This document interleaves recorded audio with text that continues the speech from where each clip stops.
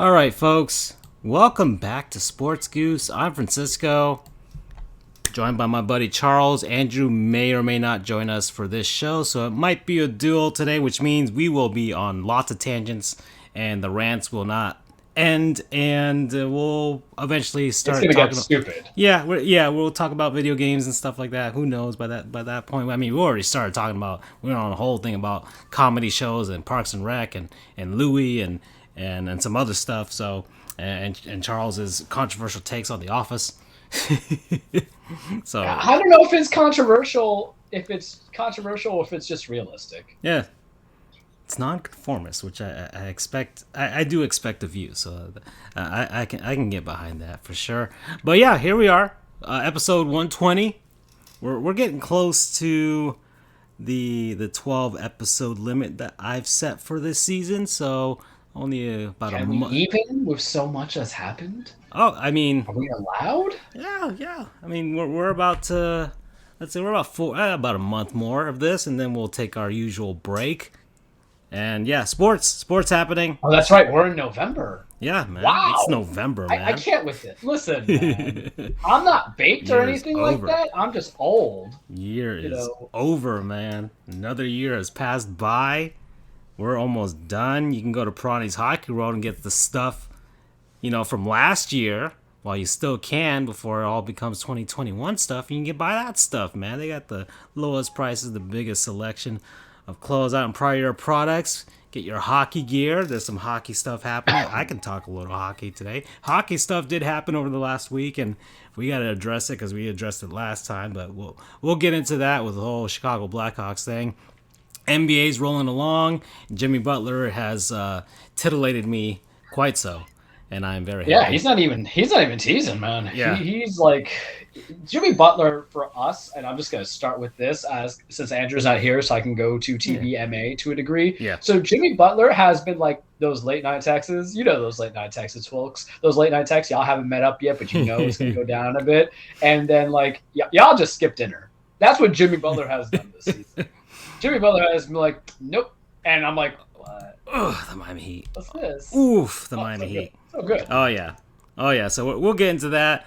The Braves won the World Series, so it's the darkest timeline for me with regards to being a baseball fan. But second best timeline for me. Yeah. I guess the baseball gods. Astros are frauds. Yeah. Oh no, they're complete frauds. This actually adds more to the narrative that they could not win a World Series without cheating. So because this is their second attempt at getting another one, and they couldn't do it. So, and even in 2019, the Nationals were switching up their signs like crazy just to avoid Houston stealing them. So we could even say that even if they won in 2019, we don't even know if that would have been legitimate.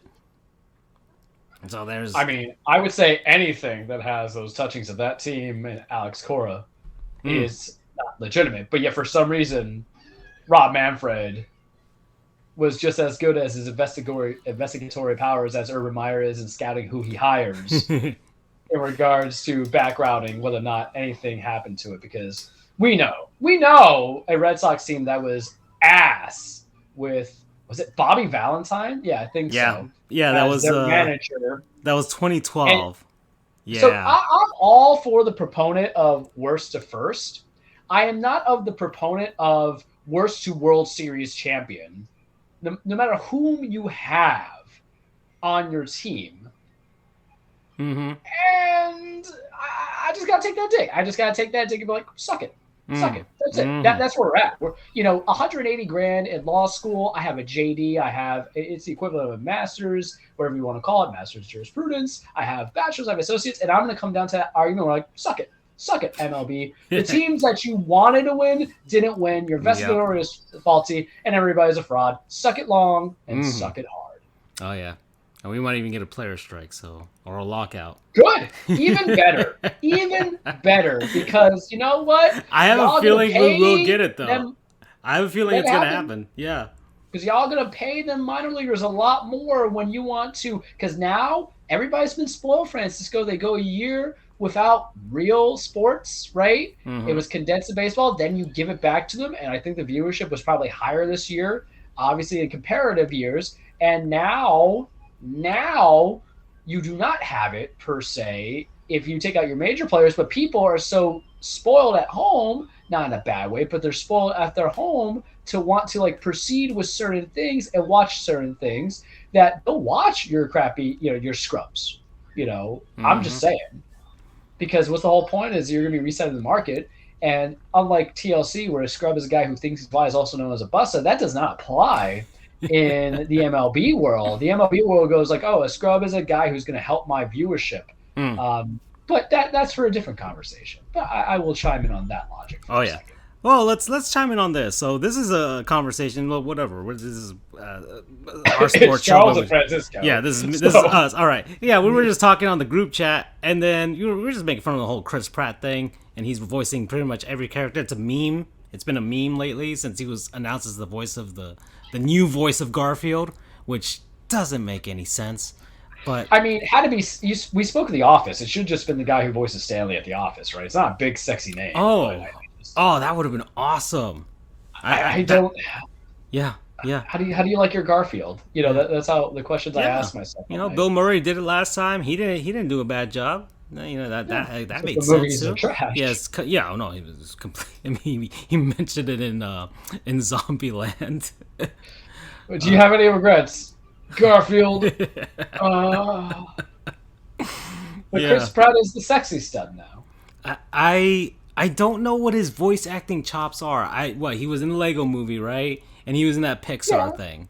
I don't even know. Yeah. I didn't even watch that. Onward is the Pixar. Onward. I didn't even watch it, so I don't even know if he sounds just like Chris Pratt, but trying to sound like a teenager or whatever the hell. Well, I could kind of get Mario to a degree, because he has that very kind of like optimistic kind of voice acting from the Lego Movie.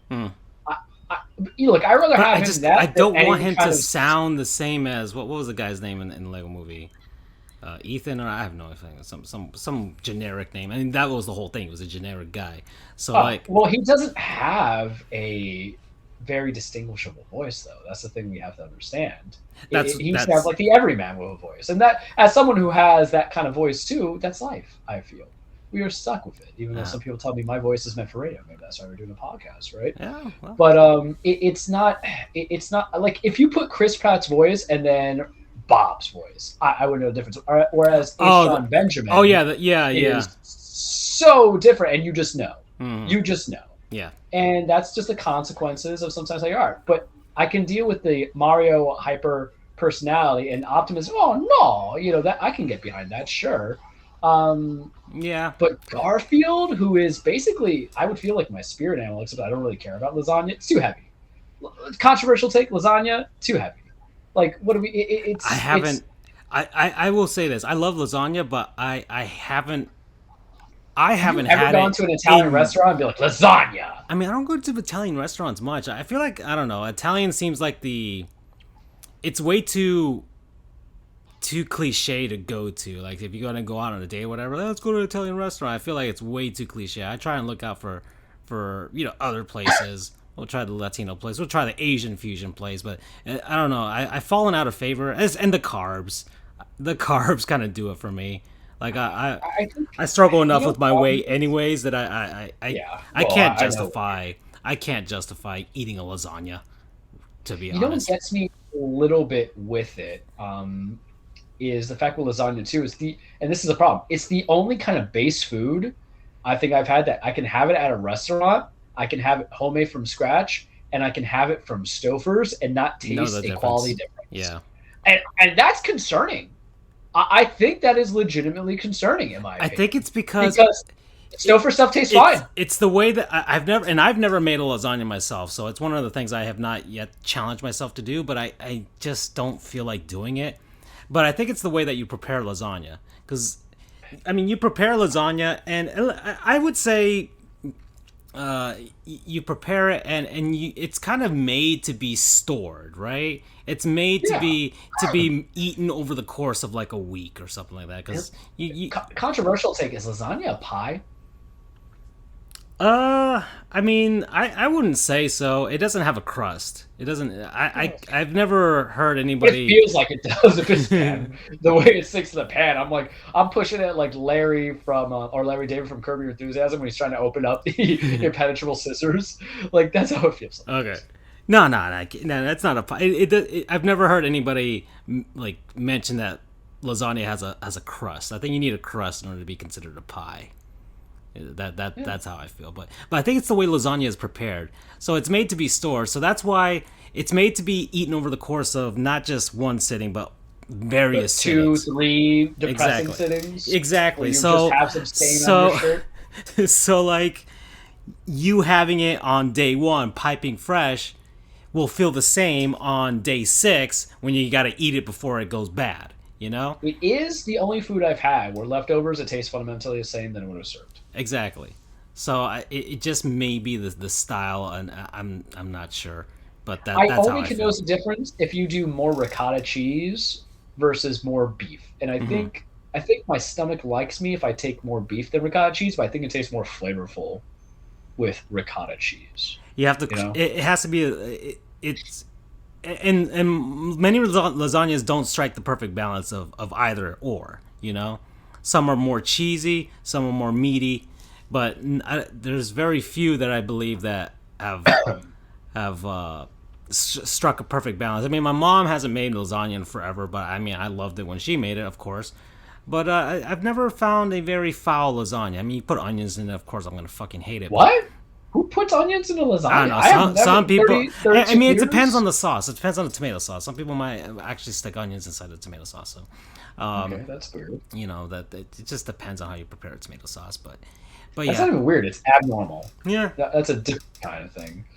But oh yeah, yeah. So we were talking about Chris Pratt. We got him. Chris Pratt, yeah, Jesus, So we went down that. so like let me put that thing on He's silent. Garfield. Yeah, he's Garfield, and we're like, and I sent out a tweet on our Twitter, and I was like, from here on out, the cage with Charles becomes the cage with Chris Pratt, and then got us thinking, who would we have play ourselves if we were to have a Sports Goofs movie or TV show? Who would be the perfect actor or actress? Who knows? To play as yourself, or who would you at least want to play that role that you think could do that role justice?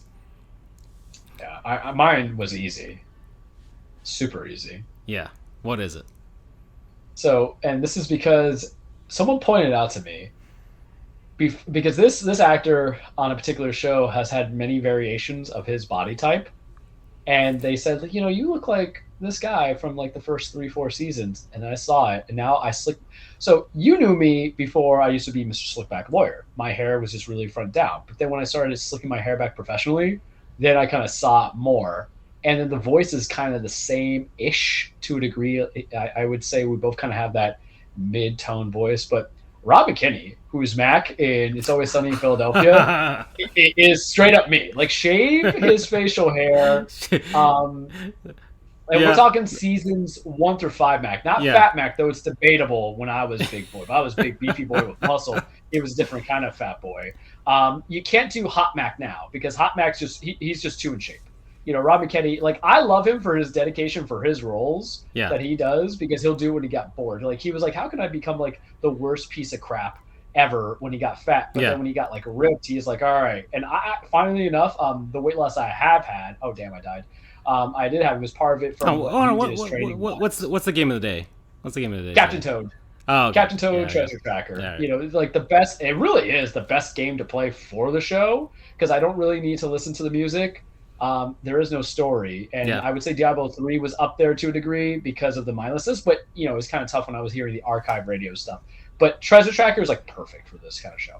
But Rob McKinney, because of a little bit of look and likeness, especially if you shaved his facial hair in seasons 1 through 3, the voice is kind of there too. And like I think, and the personality works. I mean, there's the appreciation for sports and wrestling there. yeah, but he's also a little bit incredulous. And here's a hot debate. Mac, out of all of them, is not the worst human. Because some No. people would say that Mac is, or some would say like Charlie is not the worst human. Charlie, for all intents and purposes, is a piece of crap.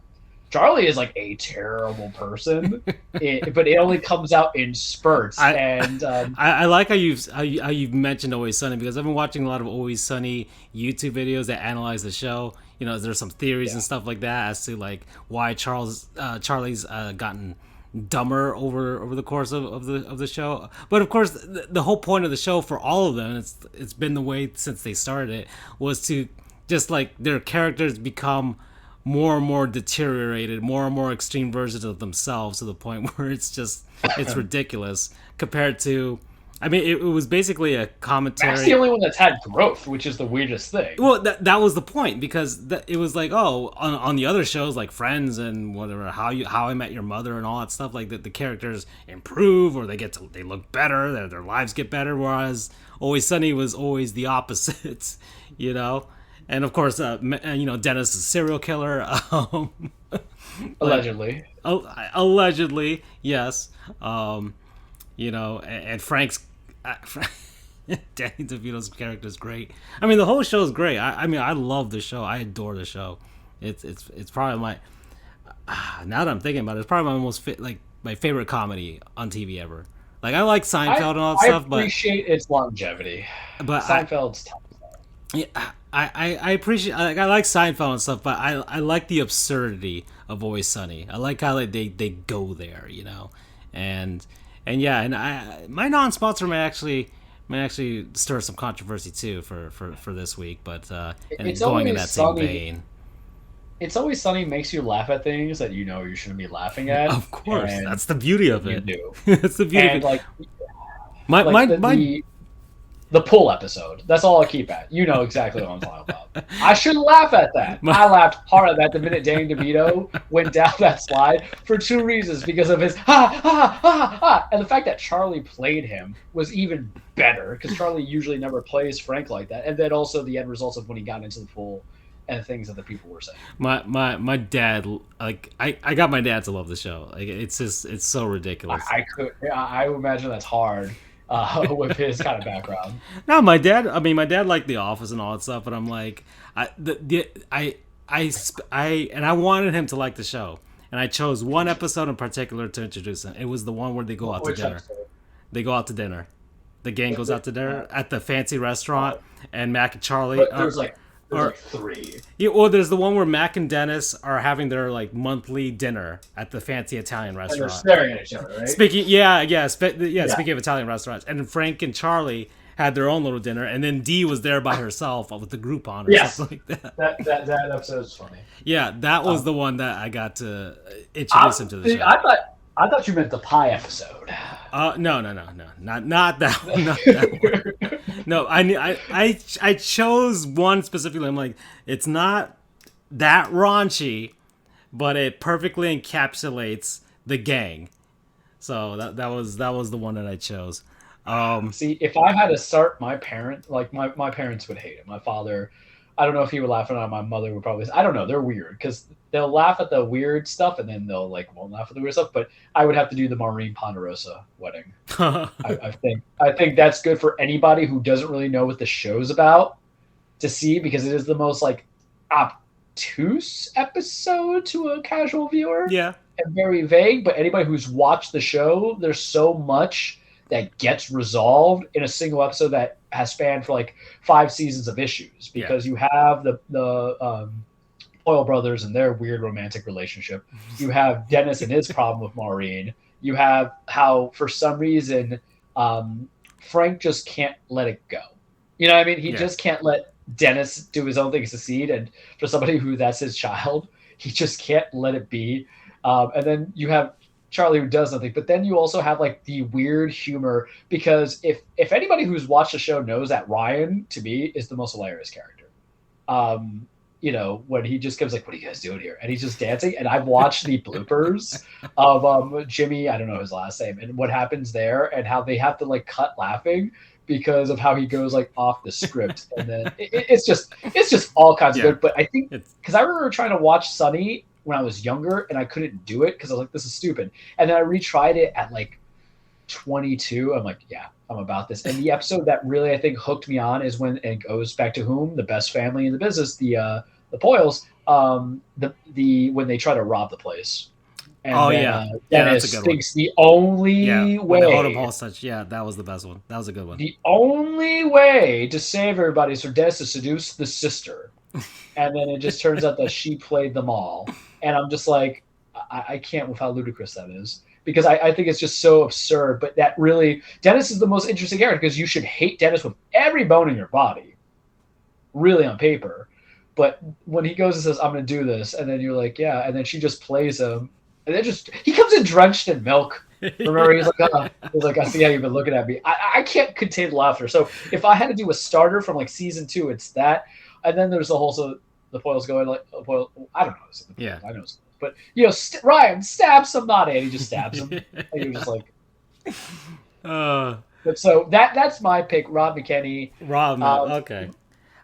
Looks and like this. He's not white Hispanic, but yet when you think about me, there's nothing. The only thing that's Hispanic about me, aside from my love of Spanish food and Spanish women, is just my last name. Yeah. There's nothing about it that has the ethnic traits to it, and I think Rob would kind of get my look going. Yeah. Okay. I was having a hard time with this one. And you might even suggest one for me, because I couldn't really think. I was trying to.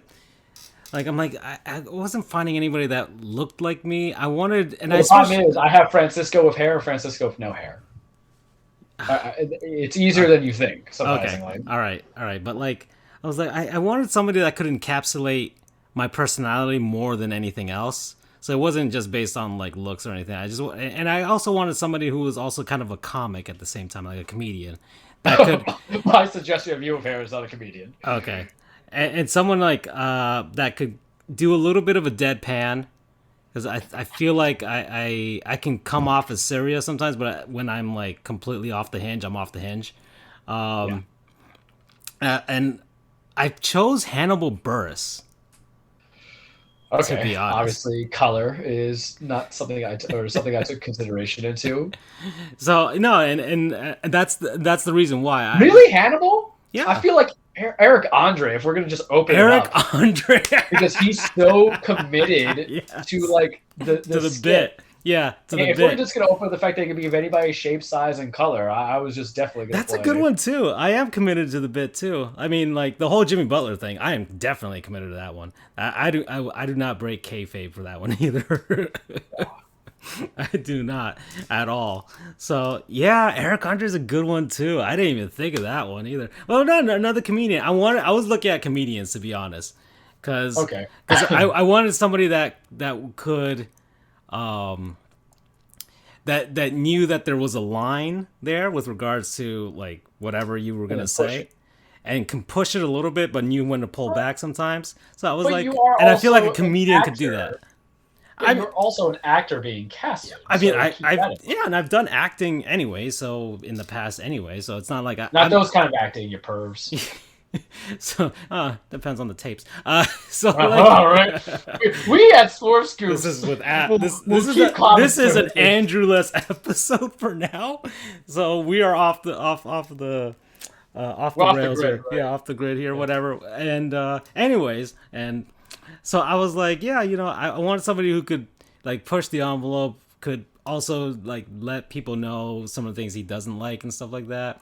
So I'm like, it had to be a comedian. I feel like comedians do that. Like, I've been watching a lot of comedy and stuff like that, Dave Chappelle and Norm Macdonald especially. But Norm Macdonald, Hannibal Buress, Eric Andre's a good one though. I can see that he setting up this thing and then. And just going with the entire bit. So that's a good one. But what are the other ones you suggested that could be me? All right. So with hair. With hair. And the reason why I say this is because knowing you, I know short hair Francisco. And then I know like Francisco during epidemic. Yeah. Or early 20s me when I had like a ton, like my hair was long. So you may or may not agree to it, but it's my world. I live with it. So Benicio del Toro was coming because I went a little bit into your looks and things like that, and it was just kind of there, and we don't see him in a lot of comedies because Benicio del Toro, for anybody who hasn't seen him in Traffic, watch it. He's excellent in it. I just literally looked at the getup, and the great thing about comedians is the comedians. I'm looking at. I'm trying to find him with like a full beard because he's got the goatee and all that stuff. But I can rock even him shaved. But even him shaved, man. It's all plausible. Yeah. Okay. I could the hair I can see. I think we have the same hair. We have the same hair. The hair and a little bit. Of the eyes. Have the same hair. I was like, and yeah, I think the beard is the same as well. We got that. The eyes are different, of course. He seems to be squinting in every photo. But yeah, he's also got them. The very dark eyes. Kind of thing. Yeah. Oh, there he is with the long ass. Yeah, I have that same hair. Yeah, that's a good one. Yeah, that's a good one. So like, that's why I'm like, okay, same hair. I'm just a sucker for accuracy. Mm-hmm. I can see that for sure. And then like kind of no hair Francisco. It's so it's the guy from Hostel, Jay something. Just because of like that's the only thing kind of came to. But he's got darker skin, but it's like literally the only thing that popped to me. I'm sure there's more. I wasn't gonna put Javier Bardem though. Granted, I would pay money for that big Spaniard to kind of play you as a comic talking about I've never had to do something before. Because I also took voice likeness a little bit of quality. Yeah. Trying to see. Okay, Hostel. Let's see. Released in 2005. Hold on 1 second. Trying to find the picture of the cast. Okay, so who are you talking about in the movie? The main character, Jay something. I forgot his name. Jay Hernandez? Yeah, Jay Hernandez. Okay, there he is. Paxton. Let me look at different photos here. Oh, I am not that suave. I could. I could pull off any look, but he had shaved hair at some point in like one of the movies I saw him in. It's just before no. I mean, look, he's a handsome guy. We're gonna call it out there right now. We understand this, but there was a point where he was like bald. That I was like, okay. I think it was because it was like Suicide Squad. He looks, maybe because you and I are like we're white Latino, right? He doesn't. He looks. He's a little more in the middle grade with regards to the color spectrum there. I don't know a lot of Nicaraguan actors, man. I mean, what? Hold on, wait a second. Now we're thinking because there's only one movie I think I've seen. And he was in Suicide Squad, right? Yeah, he was Diablo. Yeah, but he was Diablo. There is one man who is Hispanic, Guatemalan, beautiful. Oscar Isaacs with shaved head. Maybe I'll give him that to you. I don't know if he likes comedy, but let's see. I gotta see him bald. I saw Dune at that. Let's see. Yeah, I could see it. Yeah, I see more of that. Because him with the. I got him with the full beard. Yeah, that's me. Yeah, I'm more with that. So I recant my thing about Jay Hernandez. My hair can curl. Yeah. That's a good, and it's all like gray in the front, just like my beard grows. Yeah, that's the same. That's straight up the same. Yeah, there's just certain things. So that was my thing for accuracy, and then Andrew. I mean, he's not here, so I wanted him to be part of that game. I thought it'd be fun. I feel like I could cast Jonah Hill as Andrew. Yeah. They're both Jewish. They're both. I think they both have the same hair. I think it could. It's not just the hair, but the body language. Yeah. I'm thinking specifically super bad Jonah Hill. I think, but I feel like he could with them. Andrew's very polite, but anybody who knows Andrew, when he goes off the radar, oh shit, I died. When he goes off the radar and off the cuff, it is hysterical. Yeah, that's true. Because the outrageousness is like it all comes into it with the thing, and I'm like, yeah, that works. All right. Fun thought experiment right there. Let's go. All right. We went 36. Ah, damn it! I died again. Yeah, we're like half an hour in already, man. We are half an hour in. 36. We went 36, and I'm dying on the easiest level. Did you? What? You haven't played the game at all? At all? You just started it. Oh no, I've been playing it. Like I was waiting for Halloween trick-or-treaters and playing on my Switch. Oh, okay. I'm on episode 3 now. I think there's like 4 episodes. Yeah. So I'm pretty far into it. I will give my full review when the time comes because I don't like to rate games until it's fully done unless I just know it's terrible. And I'm also that person who just spites himself and will play it even though I like it a lot for what it's worth. It's this. Look, I've played 2 horror games. I don't know what the thing they cut out from the Wii U version is. I played the Wii U version, but yeah. I think they added in stuff. I know that they added DLC for like Toadette and all that stuff. So they have VR in it too. Oh yeah. If you had the Nintendo Labo thingy. not a VR guy. Yeah. All right. Yeah. No. Don't try the VR stuff on the Nintendo Switch. It's awful. Okay. So like, I guess we should talk about sports. All right. Basketball. Let's go. Let's go to the NBA. Let's go. We're here. Okay. We talked about beloved Jimmy. So it's October's ended. So we had pretty much the first two and a half weeks of the season, and so we got the new NBA foul rules. That's been something people have been looking out for. James Harden hates it. Oh, of course he does. He's not getting the calls no more. No, I died. So he's gonna actually have to be a good basketball player. So it's been reducing fouls. Is it too hard to kind of hype or overhype teams that you expect to be better and then weren't better?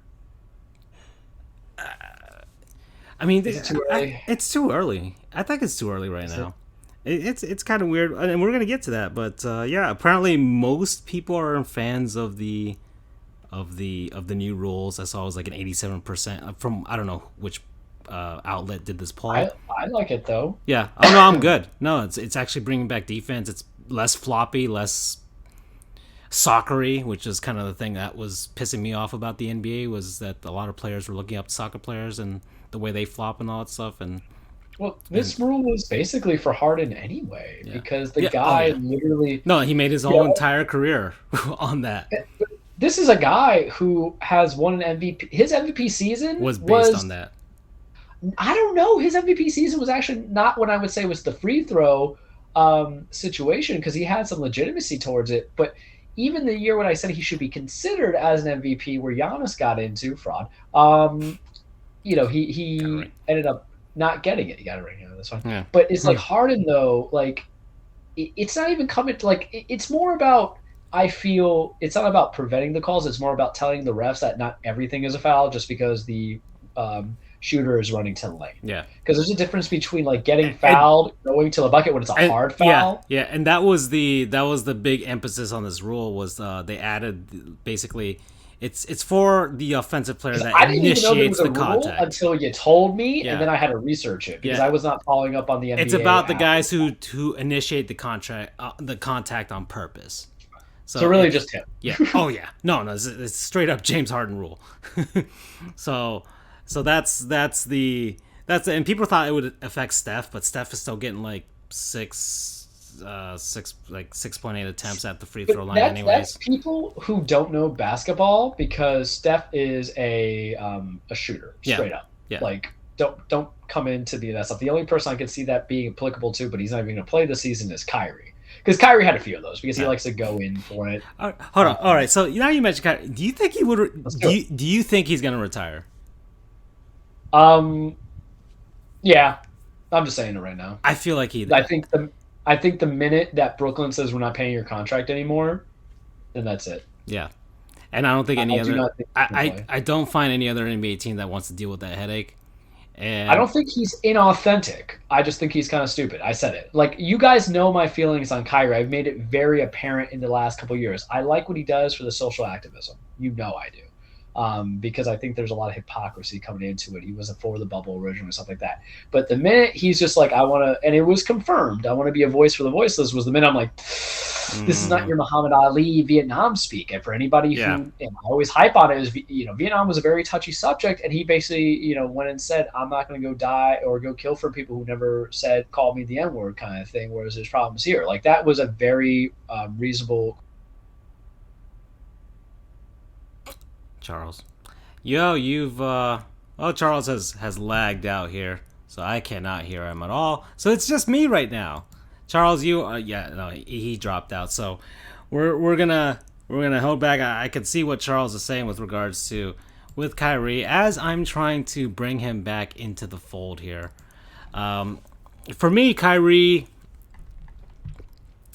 I'm looking at it from a basketball sense, and I talked about this last time. I'm looking at it from a basketball sense. He hasn't been consequential at all to the NBA. And so it's like the Brooklyn Nets aren't really losing anything because they've been playing without him this whole time. Controversial? So, Charles, you completely dropped out there, so I had to call you back in. Okay. just Well, where did I drop on?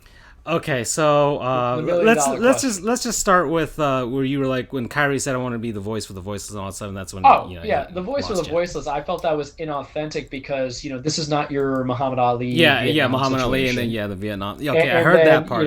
Heard that part. Well, what I said that was almost controversial was, and don't try to put this whole "my body, my choice" kind of ad hominem argument that people are making when it comes to vaccinations, because you had vaccinations coming into it, and that's why I've seen in the political sense people try to connect it to they use personal choices. I have personal choices that I don't want to go to work.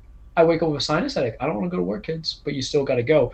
This is something about health and safety and welfare. And the problem with Kyrie is that he doesn't have the support of his players in the league. The NBAPA is probably going to want him to get at least his guarantees, but he doesn't have to play per se. And listen, I think there's a different structured argument of, and of course this is me being contrarian like everything else I do on the show, I feel, but I can understand the construct of just because his NBAPA is in here doesn't mean that they're going to be looking at my best interest and the best interest of the league. And I do believe that sometimes people have to go and fight the brotherhood and work with it as well. But this is not the coordinated thing where this is true blackballing like it was with Colin Kaepernick. And I know it's a different sport and everything like that, but I'm going to utilize it. Why? Because we have that controversy with the George Floyd killing that came in where people didn't even want to kneel or not kneel, and everybody was coming into it. It just came down with vaccinations where, Jeff Van Gundy said it best, and you know how I feel about JVG. I like him even though he's a little bit of Larry David NBA. So go talk to Karl Anthony Towns, see how it impacts. And now Kyrie, this is a New York law. This is this is a California law. These are many state laws for mandatory vaccination. So it's not even so much of the fact that you really get a say into it, because the states have not even been delegated from the federal powers. It's from their own state impositions, and you chose to live in the state when you signed in Brooklyn. And tour and go through commerce that says, hey, you have to get it. So your only other solution is either retire, move out of the country, or, que sera, sera. But let me ask you this, Francis, because I felt like I've unfortunately systematically attacked his approach in a way that I didn't intend to, because I do like the guy. It just comes down to, do you feel Kyrie would not be as much of an anomaly if the Andrew Wiggins and the other players who said that they didn't like the vaccinations took the same stance as him? Because I feel like he's alone on an island, but you're not a martyr. You're just kind of like a rip your nose to spite your face kind of guy. You're the guy who picks a scabby, it's going to hurt. I feel like Kyrie he set himself up for this reaction by his actions from the years prior. And this is before the George Floyd thing in 2020 all that stuff. This is the whole flat earth thing and all that shit. But like he's already positioned himself as someone that I, for one, don't take seriously at all. Very true. And he is young. He's what, 26 now, 28? Something like that. Yeah, he's in his late 20s now at this point. Right? He's been in the league for a while now. So now I don't take him seriously with regards to that. And he's been so he's 29 now. Yeah, he's been so inconsequential to the NBA landscape anyways, because he's been injured and all this other stuff, and now he's choosing not to play. He's not a top 15 player, but it's told that he's a top 15 player. Exactly. So he's been so inconsequential. The Nets have been playing without him anyways too. So they've already kind of planned for it regardless. They got James Harden to kind of fill that hole anyways. That if he retired, I'd be like, all right, he was he had that run. LeBron won him a title. He was LeBron's. As much as he'll hate this, he was LeBron's sidekick, and that's what he'll be known for. LeBron's sidekick, and then saying some stupid shit, and then kind of shooting himself in the foot when he was actually trying to say serious stuff, but because of the stupid shit you said before, nobody took you seriously.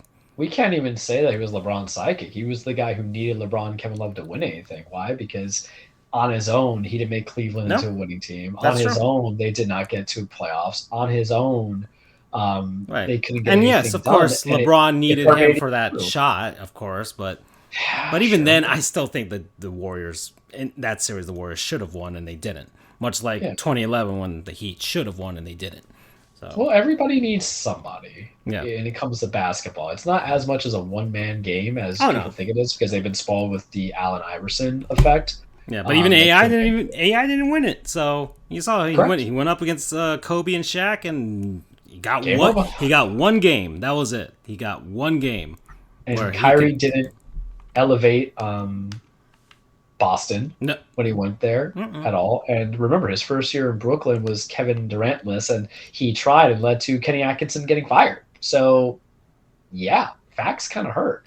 He's just a very polarizing figure because he was one of those few players, for those people who like are only into the delay of, and I've seen Kyrie play live, so you can kind of see a little bit of the wow factor. But he's one of the few players where I felt like, you gotta remember, this was a guy who was drafted to change the franchise directly. It wasn't that falsity that comes in where, like a Colin Sexton who was drafted post LeBron wasn't going to change the franchise, wasn't going to change the landscape. It wasn't those guys, even the current Minnesota, like the Cade Cunninghams, who was the number 1 draft pick coming into it. We don't know. He's just going to be the best player, best drafted player on that team, but he's nothing like transcendent. But I remember he was coming out of Duke, and everyone was like, "This is going to be the guy," coming into it, blah blah blah blah blah. And really, it's just a whole bunch of nothings. And some people don't want to be LeBron's guy, but Kyrie right now, it's not so much that he's a headache, but I feel like he's kind of like that bro that you kept with for a long time, and your wife or husband doesn't like said bro, and you got to stay loyal to it. But at some point you're going to be like, all right, it's got to be deuces at some point. And that's what he feels like to me. And I don't think he's going to come back and play. I find him polarizing and interesting, but also 29 with his style of play, his lifespan playing realistically. And I'm going to go be facetious here. When I say about it was only probably about another 3 years anyway. Yeah. Right. Yeah. Plain and simple. And he could always do the. And it's kind of funny. We saw Ron Artest here, so the Meta World Peace thing, where he's out for like a couple seasons, and he pops back out. He comes back after. It's a different kind of personality too. Ron Artest had beef with the league because Ron Artest was, at the end of the day, just hardcore. Kyrie, when everybody has a different opinion about you, I think that's more concerning. Yeah. If that makes sense. Yeah. It makes sense to me. I don't know if that makes sense to you guys. As a player, as a influencer, as an everything, because there's not one thing you could say generally about that person when it's good and it's bad. When it's the Ron Artest is like, he's done some stuff. He was there. He was transiting for the Pacers and then even for the Lakers. And he was known for being a hard ass. He was a dick. And then, he got some things wrong. But he wasn't always seen as the problem child. And what people need to understand, too, is we're not discouraging being a problem child. I like opinions. I like people who call out their commissioners. Hell, it's whatever we've been doing about Rob Manfred. I mean, heck, we do it. We call out the Florida bar and all that stuff all the time. It's like... Allegedly. Yeah. But with Kyrie, it's just more or less like, I don't think you've articulated the point that you're trying to get across. And that's the worst thing ever. To be given a platform that hundreds of people would be envious of. Hundreds. We would all be envious if we were trying to get some real change in this world. And not change. I hate the word change because I think it's been hokied in Hollywood out. To be honest with you, development, evolution. Change. You know what the problem with change? Yeah, you know what the problem with change is? It can always change back. Yeah. Evolution, development, everything like that is just, I think we would all legitimately want that kind of message and that opportunity, and I feel like it's been squandered. All right, so that's Kyrie. Let's see. Heat. Let's talk Miami Heat. Oh well, I'm gonna get to it. So let's get to the West. We'll get to the West first because I haven't really watched any of the West teams, but the Jazz are a great regular season team, so they've started off well. Yeah. But it's like, they're a good regular season team. What are they going to do in the playoffs, Yeah. Show me what you got. Granted, they get a little bit of mulligan because who was not there last year? The man that they traded all that time for as Mike Conley. Because he was injured. So I will give some degree of pass on that. Donovan Mitchell, though, hating on them Yankees. And I'm still going to love you, boy. He's a Mets fan, man. He's a Mets fan. His dad worked for them, or dad still works for them. So, if you want to support, intolerance. His favorite player was David Wright. I mean,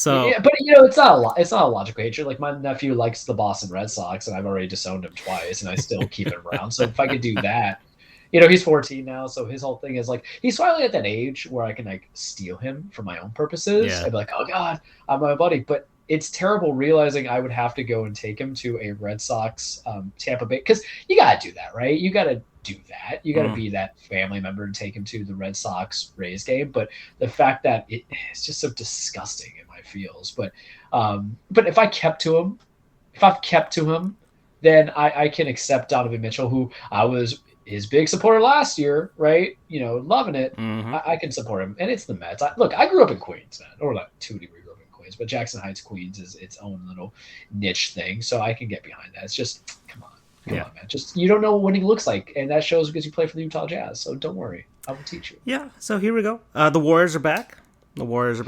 So back without Clay. And we don't want to jump on this, and this is kind of what we led to when we we're talking about the NBA, but and this is what I hate about the masses.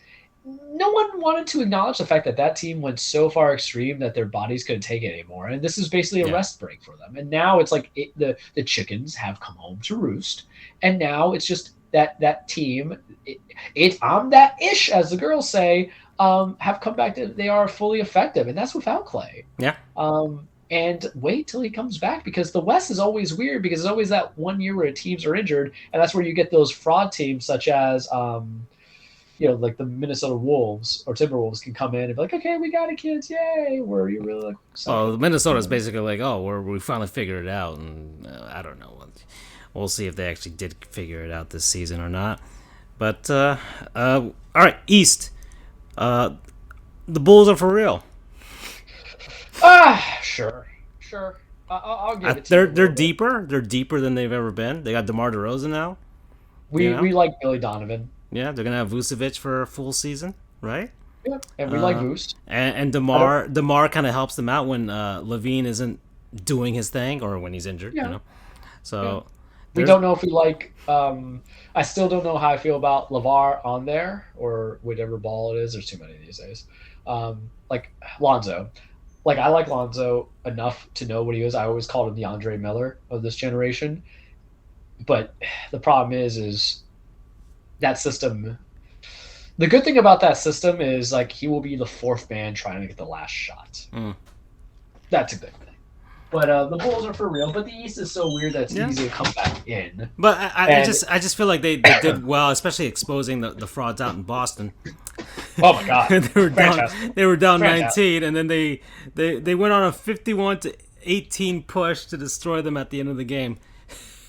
I have loved it because Chicago. If you're a baseball fan, I'm sorry, not baseball. If you're a basketball fan, I think you agree with this with me. It doesn't feel right if the Chicago Bulls are crap. Yeah. You know what I mean? Well, it's Chicago's and Chicago's kind of needed it now with the winter sports because the Blackhawks are terrible now. And they had the whole scandal, so that's bad. The Bears are the Bears. Really mucking it up. The White Sox were in the playoffs by only virtue of having a terrible division, and the Cubs are rebuilding. So, yeah, the Bulls being back is a good thing for them over there. And the Knicks and the Sixers are leading the Atlantic. Yeah. The Knicks, you see, it's weird. Here we are being like, basketball doesn't feel right if the Bulls aren't good, or decent, competent. Yeah. Whereas we're just like, it's the Knicks. I'm like, man, it's been like forever. It's been a while, and we'll see. And the Heat are really for real. Wait a second. You guys said that, but you didn't do anything when you went to the NBA Finals. Did y'all forget that this was an NBA's Finals team? Did it escape you that whom we lost to was like legitimately the most potent team that had been out there for such a long and we took them in 6. time? And I keep saying if we had Goran and Bam healthy, we would have taken it to 7. Or possibly 1. People like what they like, and they called us fraud teams. And do you see what happened? And last season was a byproduct of the fact that they had a short turnaround from the season prior, so they were tired. Yeah. And the fact is now that we don't already have guys who started off injured, because we had dudes who were like, you think Goran was healthy even at the beginning of that season? We were just looking at help and all this other stuff. Do you think that we lie as a fan base because we just like to think everything's great? This is not the Miami Hurricanes, where we're always back. This is not the Miami Dolphins, where it's like, it's our year now because Tom Brady's out.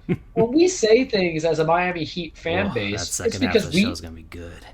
it's because we know that there is legitimacy to our statements. And we have backed that up. And I understand it's the first beginning of the season. And no, I do not give credit but this Miami whatsoever. This Miami, like, people who have truly seen the Miami Heat, this team is different, but in a good way. A good way. Yeah. It is what we want, how we want it, when we want it. And what I want people to understand too is that we also, because the problem is NBA out of all sports is a very like now situation where it's got to be now. It's got to be this with your development of players.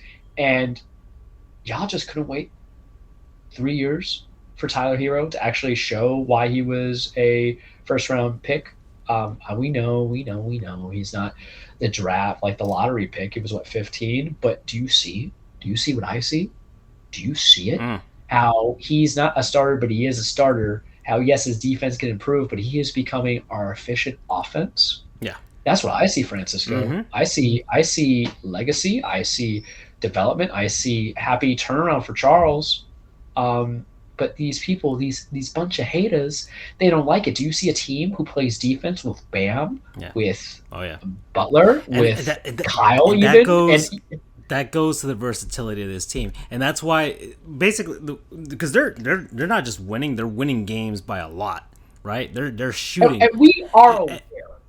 And it's only 7 games. But regardless, it's showing versatility of the team because I know that now I know this Heat team can win like that, where they have to do a shootout, or if they need to grind, I already know from the past 2 seasons that this team can grind a win out as well. Like if we have a defensive matchup where we're not getting 100 points, I still believe in this Miami Heat team to be able to get that done compared to a different team.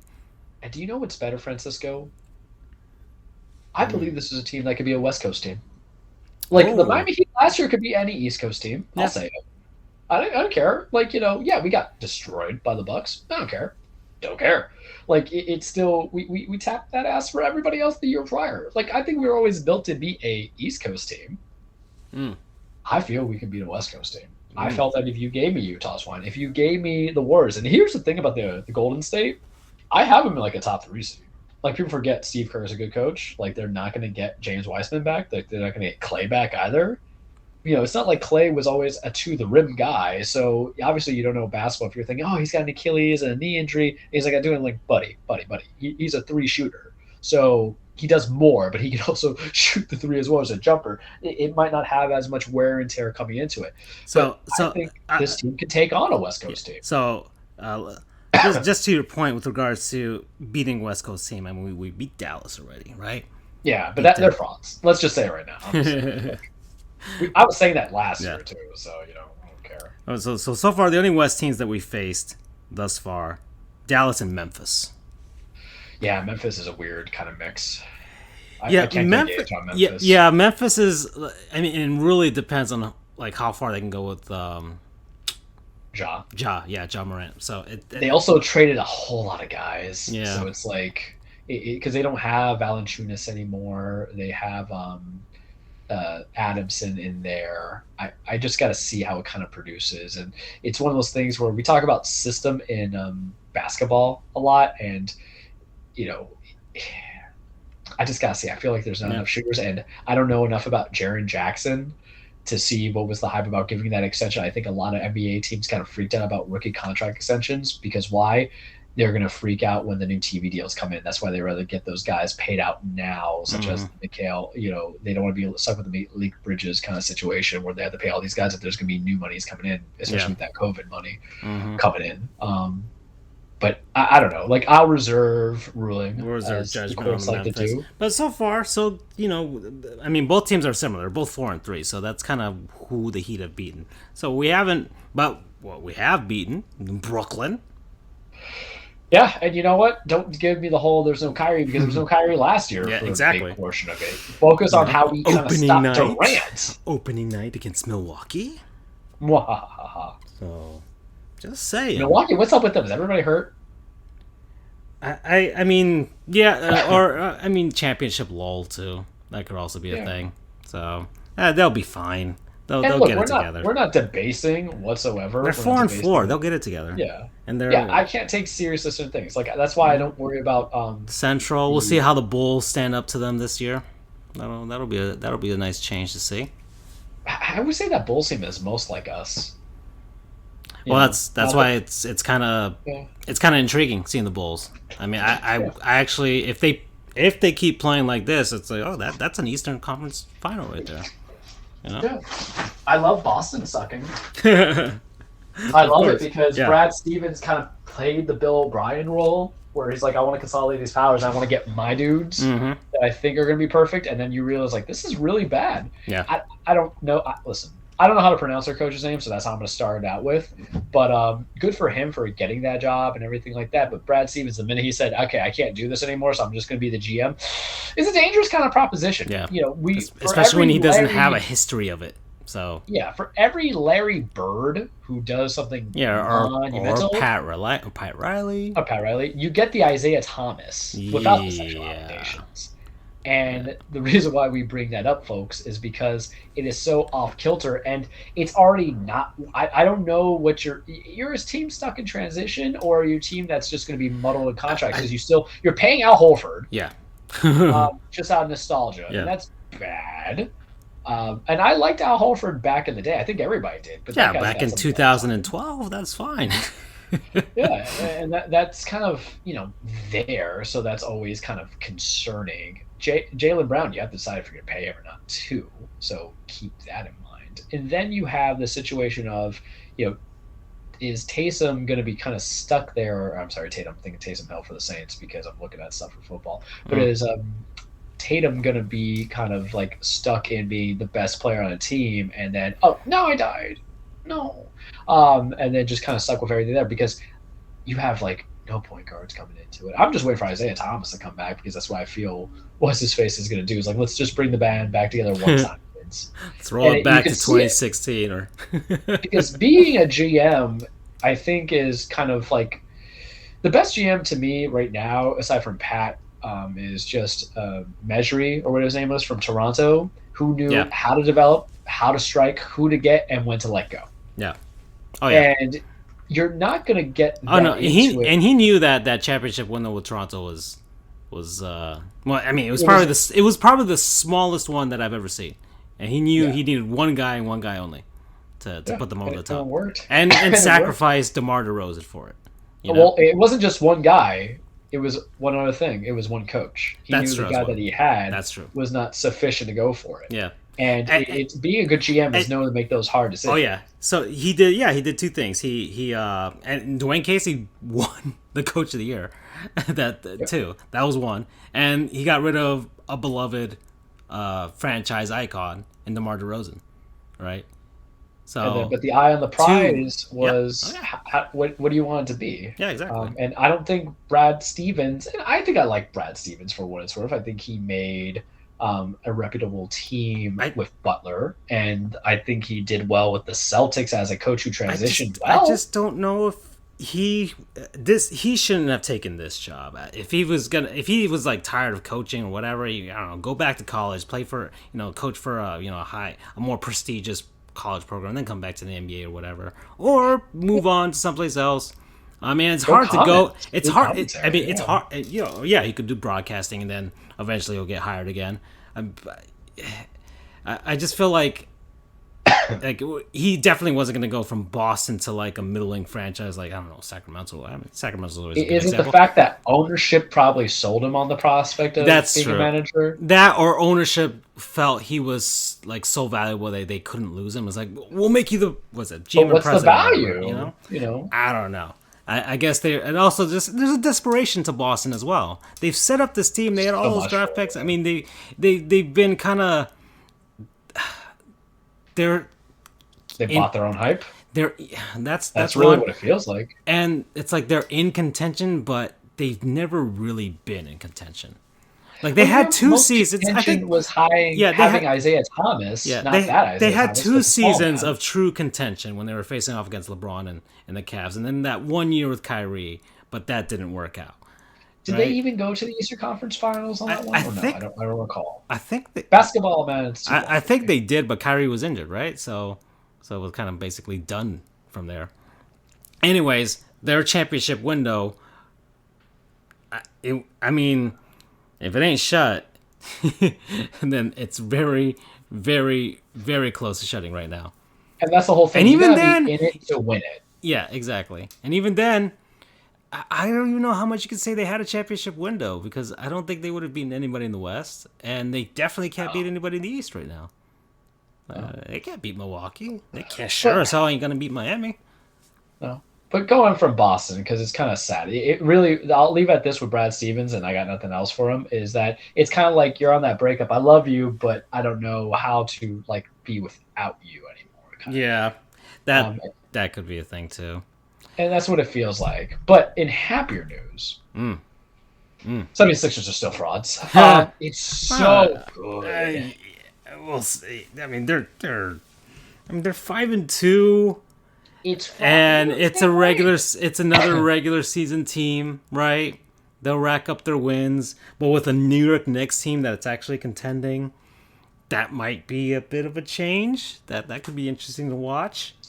And then the Wizards are good, apparently. I don't know. Listen, you want to know why the Wizards are good? Because they took all the good players that LA had, and were like, thanks. Yeah. It is to bring up history. It's the equivalent of when Denver got all those players from the Carmelo Anthony trade, and they were able to get your Ty Lawsons and all these other guys, your J.R. Smiths, because those were fundamentally sound players. Yeah. And what was Washington suffering from? Bad draft picks. Yeah. Plain and simple. Like, they had no depth, no bad picks, and they were just like, right deal. Yeah, so if you exactly. give me, no sound substance. So if you're like, oh, hey, we'll give you Montrezl Harrell, and then we'll give you all these other guys, and we'll give you all the other dudes that were on there from the Lakers, it's going to be like, thanks. You're going to be good with it. You're going to be sound.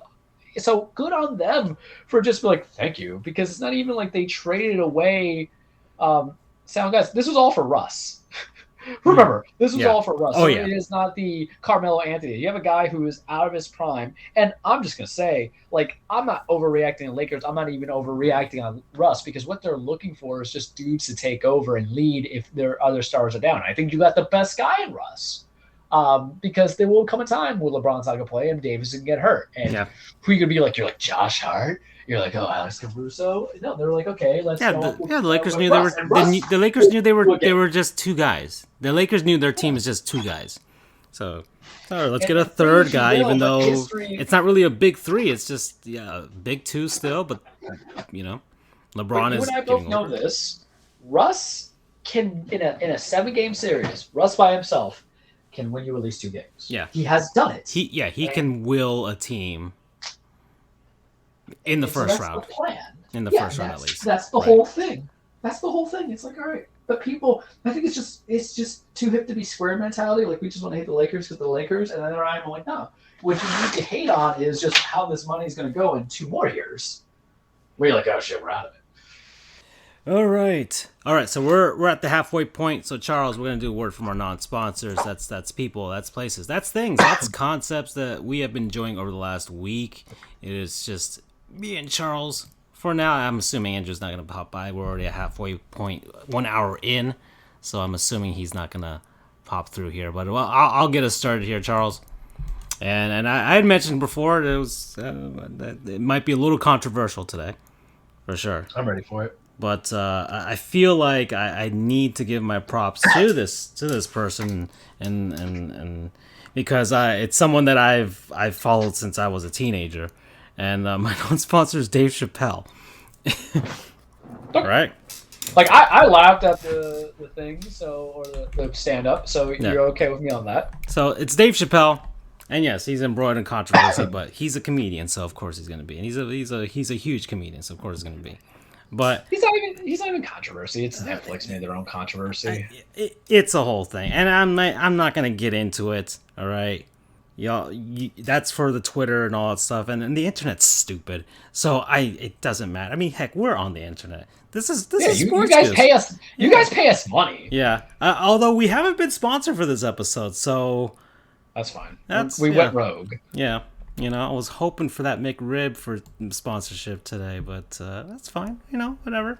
That's fine. Well, we did our Piranhas Hockey World thing. They stay loyal to us, right? I think we got a couple cents from them already, so we're good to go. I checked the numbers. And yeah.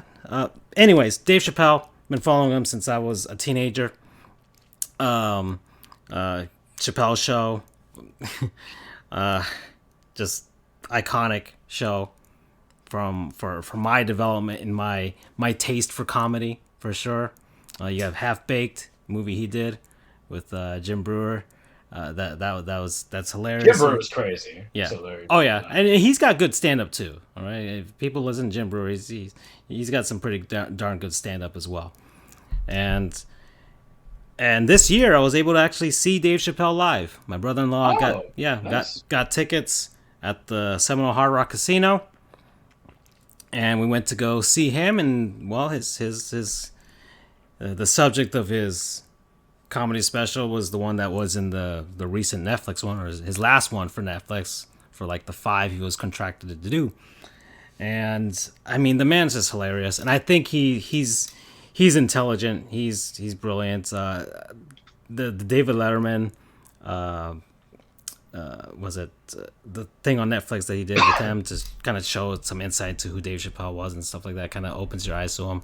And I've just enjoyed his comedy and his social commentary as well. Okay, and just from what he believes and what he sees from his perspective, and I find it pretty enlightening as well, just to see it from his perspective, and the way he spins some of the hard, controversial issues to talk about into comedy. And that's why I love comedy, stand-up comedy, and TV comedy, all that stuff, Always Sunny, all that stuff. It's because, man, life can suck a lot of times, right? Real life. Me and Charles work in professions, and especially in categories of professions where we see some real shit. And so it's nice when I see someone, I don't know what that saying is with like regards to like comedy and tragedy or whatever. There's like a thing, but like there's a comedy and a tragedy. Yeah, something like that. Or the darkest things are like the best comedy and stuff like that. Some of the darkest stuff or best comedy comes from the darkest stuff. And it's because, life is hard too, and it's good to laugh. I read a study that like children laugh, I don't know, like 100 times per day, and like adults only laugh like 5 or 10. The average adult only laughs like 5 or 10 times per day or something like that, or even less. And so there are a lot of people out there who are pretty frumpy, and I'm one of those people. Well, I've been listening to a lot of Norm Macdonald lately these past couple of weeks, and his brilliant comedy and stuff like that. But I just most recently rewatched Dave Chappelle's special here. So I've seen it 3 times already. 1 live and the 2 Netflix ones, just to review it and stuff like that. And I appreciate the craft with regards to comedy. I really do. I love a lot of comedians, and really this is like a non-sponsor for stand-up comedy in general. I feel it's one of the best mediums out there for life. Some of it can be serious social commentary. You got guys who do that. I like myself a little Lewis Black every once in a while, right? And then you have guys who, the older I get, you got that. You got Dave Chappelle stuff with regards to race and gender and all that stuff like that. You have guys who don't want to talk about that shit at all, like Jim Gaffigan, right? And just talk about family life and just observations like that. And then you have some really weird shit. There's a few comedians who do that. What is the weirdest comedian? The weirdest comic right now? For you. I always thought Dante Martin in my lifespan. The one who do the Pictionary stuff. Mm-hmm. I couldn't get into it, but he's just the first thing that pops into my head. I mean, there's some stupid stuff. We got Jeff Dunham. Yeah, my God. Tell it to any white girl in 2009, though. You were not getting that date. There's another guy, Randy Feltface, who's an Australian comedian that's basically a puppet. and he's actually got some good stuff. What about the shirtless guy? I don't know. Bo Burnham's pretty brilliant too. Second to get into Bo. I just his is more theatrical in that sense, and he's definitely got a lot of chops with regards to acting and singing and all that stuff, and that kind of mixes into his comedy. And I can see why some people may not like it. It might be a little too much, but I just kind of appreciate the entire the craft. I like the craft of comedy. I could never be a stand-up comic. I don't believe I have the chops to turn real life into comedic situations. I mean, we all experience comedic situations and stuff like that. We can recount a story or two, but I don't think I could consistently do it like they do, and have the courage to go up there and tell it to people and see if they laugh or not. So you're not a vulnerable person, Francisco? I'm not. Well, I mean, hell, we do this show, man. We do this show, so it's not like I don't have any fear. I mean, shit. Not a lot of people will actually sit up here and do this and stuff, man. We stand in front of judges. I've already had my pants pulled enough down by judges in court that it really doesn't matter to me. But there's still some courage with this, and I know Dave in his this last special, he went out on a mission with this one. There was a definite point he was trying to make. A lot of people may not be seeing it or may be refusing to see it, but I felt it was a very well constructed special. So Dave Chappelle, promo code I'm rich, biatch. Appropriate. Ashley Larry would have been another one. Those skits always cracked me up. Yeah. See, some of those Dave Chappelle episodes age perfectly, some of them not so much, but they're always kind of funny for their time. And that's sometimes the humor in comedy is you have to also appreciate the time and the place of it, whether it be a movie, a TV show, or a stand-up person. My favorite's always going to be Carlin. I feel that's just so basic white boy love, but Carlin is now like just preaching to me in today's time. Well, I mean, he was, and that's kind of the reason why he never really got mainstream with people. That's the other thing, Of course, he was ahead of his time too. That's another thing. Big time. Yeah, he was way ahead of his time. So he was saying things that people weren't trying to say back then. You got Richard Pryor too.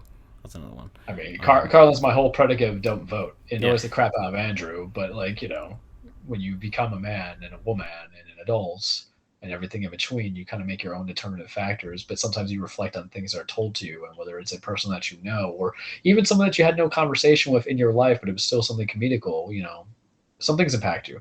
And comedy is always good. You need levity in life. You need jokes. You can always strive for the toilet humor too. It's just the whole thing about comedy is subjective. But who's it subject to? To the person that likes it. Just like some people, how they like the whole let's go Brandon, that controversy. I think it's stupid. I think that means you like to kiss your sister on the mouth. But, some people are going to find it funny. Yeah. Look, I'm just calling it like I see it. Yeah. Me, I'm next. So, Francisco, come on, I can make this. I can make this. No. I'm not a father. I have never, had a child. I don't expect in my lifespan I will ever have a child. No. I'm sure that But, and we've been holding off on this for a while now that I can finally talk about it. But there's a certain game that I've played recently that gave me the joys and wonderhood of fatherhood, and that was Resident Evil Village. It was spooky season, kids, and Charles got spooky by playing every spooky game that he had in his backlog. I had Resident Evil 2 Remake, and I have Resident Evil Village. We had House of Ashes last time. House of Ashes as well, and I had Resident Evil Village as my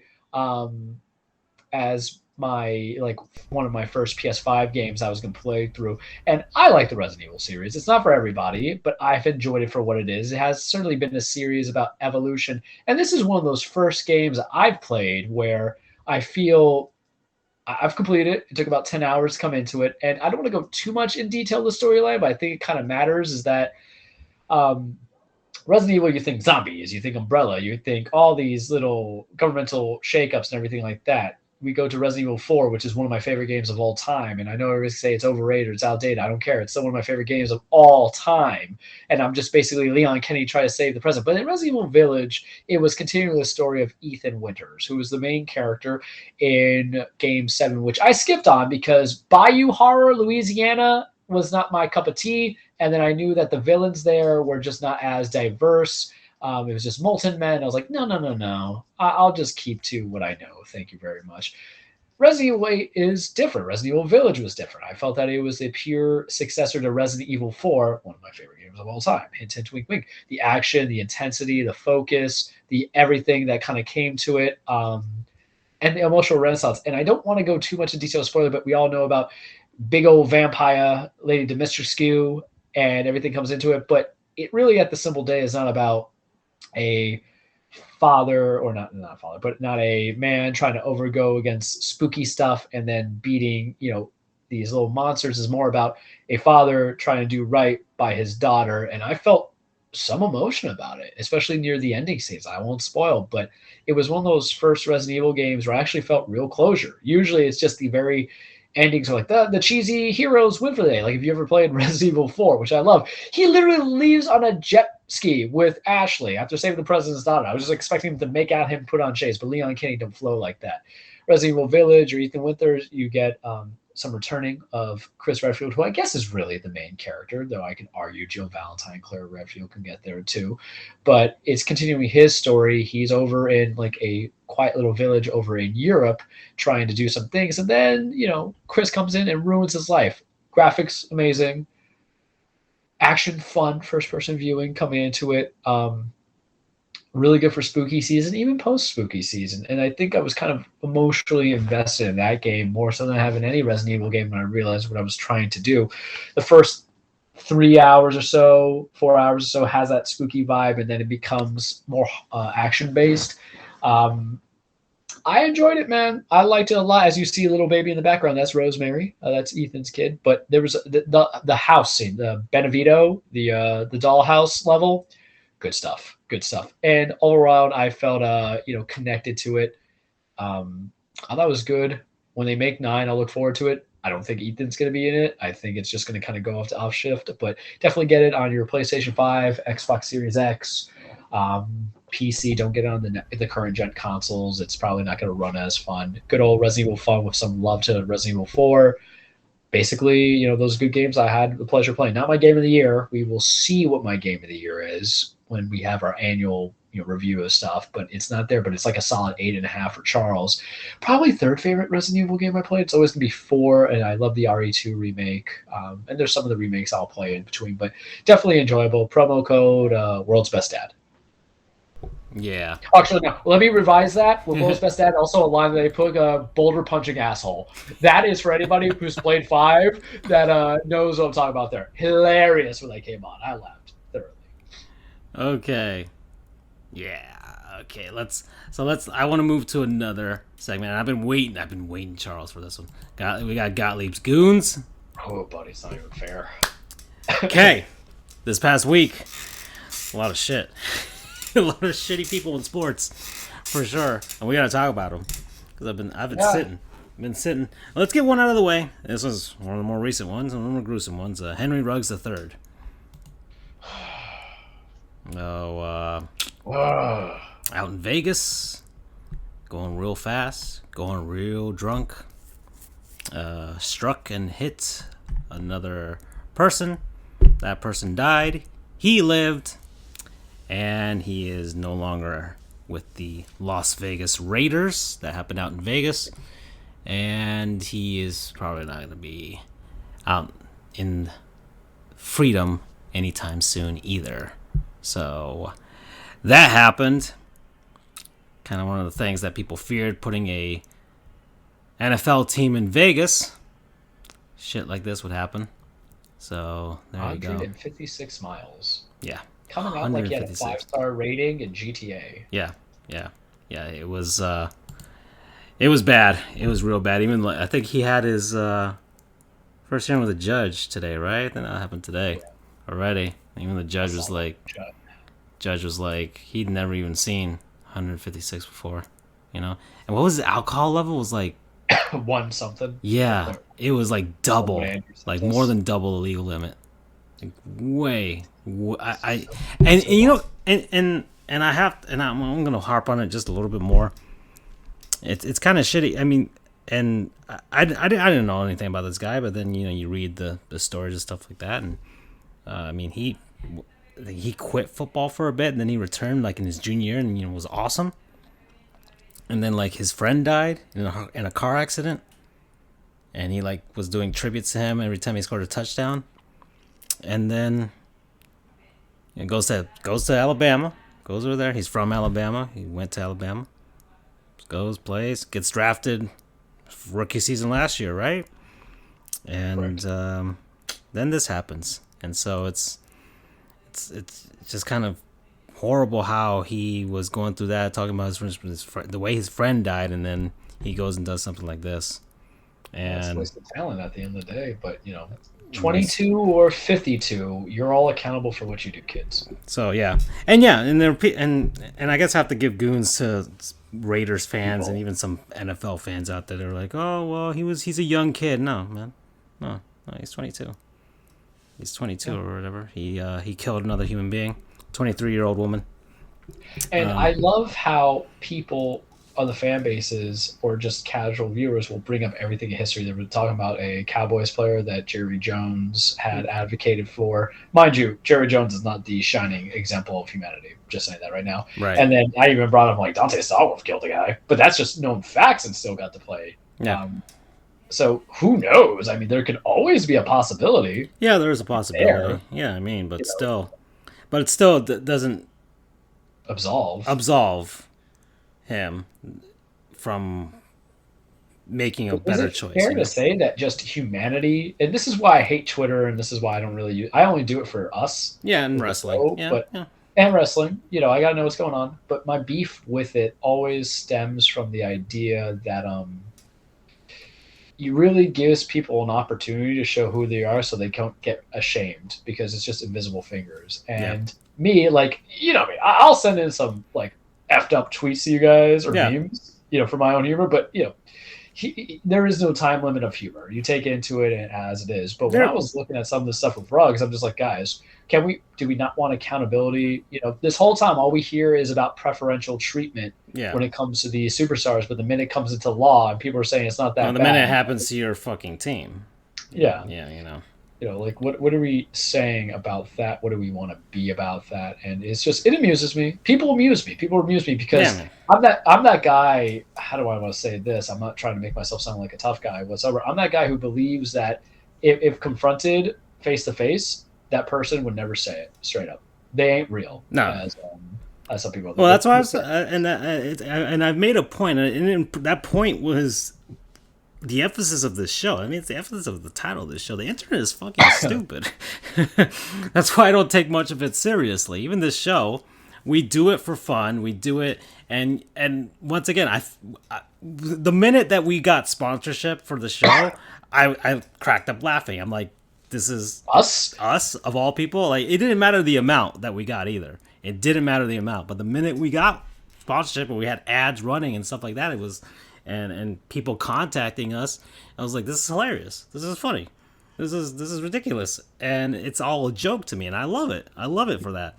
And we have the serious show every once in a while. We talk about some serious shit too, but like it's like that. Episode. But the internet is stupid, and and I love it sometimes for that reason. But then there's shit like this. But all right, moving on. Chicago Blackhawks. The National Hockey League and the National Hockey League Players Association. I'm lumping them all together here. So, this is a continuation of our massive discussion last week, and I don't want to harp on it too much longer because we kind of already made our feelings known last episode. The player that was sexually assaulted it was by a video coach. I had gotten everything completely wrong with regards to who it was, but regardless, was Kyle Beach, who revealed himself to have been the player that was assaulted. And there is a player too, by the way, that has not come out. he went on TSN up in Canada to have like a 30-minute long interview with the reporter that broke the story, and it's hard to watch. It's a hard interview to watch, and the he's opening up his soul to the world there, and I think it was especially hard for any fan, even someone who cheers for the Chicago Blackhawks, and you have some ripple effects with like a Florida Panthers fan, and even the Winnipeg Jets, but they didn't do shit. So I guess I'll lump them in too because they didn't fire their GM. But I don't know. I can't assume what the investigation showed. It's hard to be one of those stupid shitty fans on Twitter that's trying to defend this, right? After that. Well, if they try to defend it, you're basically saying that male sexual assault doesn't occur. Yeah, and there's a lot of people out there that believe that, right? So, yep. Especially in a sport base, because they're thinking you're profiling. You're profiling a 200-pound man who is X feet tall and wide and whatever, and you're making this assumption that it's an impossibility. Yeah. To that, sir or madam, is and you're making an assumption that everybody erroneous. Like, if I was 6'5", 250 pounds, and with big giant muscles, so I would just beat the crap out of people. Some people aren't like that. Some people don't want to beat the crap out of everybody, Even though you have the capability, you still can be sexually assaulted. That's such a fallacy that comes into it. And I don't know. And maybe it's because it's me. Maybe it's because of the stuff I do. Yeah, exactly. I'm not I am in no means an advocate of any of these things, to for or against. But I think what happens is well, let's be candid. I am an advocate against it, obviously. But it just perplexes me where this belief of machismo ought to be coming into it, because who's to say this hasn't happened in any other sport that is out there? Yeah, and it hasn't happened since. Of course, and it hasn't happened. Yeah, it's countless times in every level of sport, right? It's just we like to cherry pick. Yeah, but this is huge. This is a major sports league where this is happening, right? So. It's Goons to the Blackhawks, NHL, NHLPA for failing Kyle Beach. They failed him. They utterly failed him, and they failed the system. And it calls into question. And there's a lot of hockey fans kind of that have been victims of this, or have known people who are victims of this, or just conscientious of it, and regardless if they have no direct link to it. That kind of call into question their fandom and their unwavering support for the league when something like this goes down. And I'm gonna keep watching hockey. I love hockey and everything, but I will say the NHL and the NHLPA. The NHLPA is the one that surprised me. But Don Fehr, who used to be the MLB PA leader, and he fucked up too. So. They all fucked up. So yeah, goons to them. All right, let's get on the lighter side here. Andrew's not here. I was kind of hoping he'd be here, but I put the college football playoff committee because my beloved Cincinnati Bearcats are not in the top 4 spots. Whereas my beloved Miami Hurricanes don't even get a 25 because you chose a team that's like 7-1, but not the team who won back-to-back against the middle of the road teams. I don't get that. Like, we're going to go on record now? Come on. You obviously did go on record when you put Bama at 2. I kind of missed. Why can't I missed the BCS now? I missed the machines. At least they were unfeeling. Don't weep at me with your crocodile tears. Yeah. All right, and then my last one, the Miami Dolphins, because I've been hating the Dolphins for quite a bit. You're kind of hard right now, man. Like, I'm scared. I feel like that episode of Family Guy when Meg goes to prison and she comes back zero of who she was. It's basically that. I've been a fan of this team since I was like 11 years old. Majority of his life? And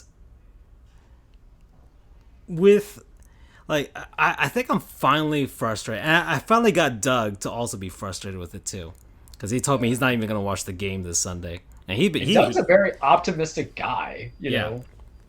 But for me, the whole Deshaun Watson thing, the whole thing with that allegedly, I don't know the attorney for the women, and I don't know how you saw it, Charles, but Well, I say already that. told you what I thought. I thought the guy was just kind of. Well, I Being, made arguments. I know, we've talked about it before too, but he's saying that the Dolphins were asking for an NDA for all the women, Yep. and I'm like, and my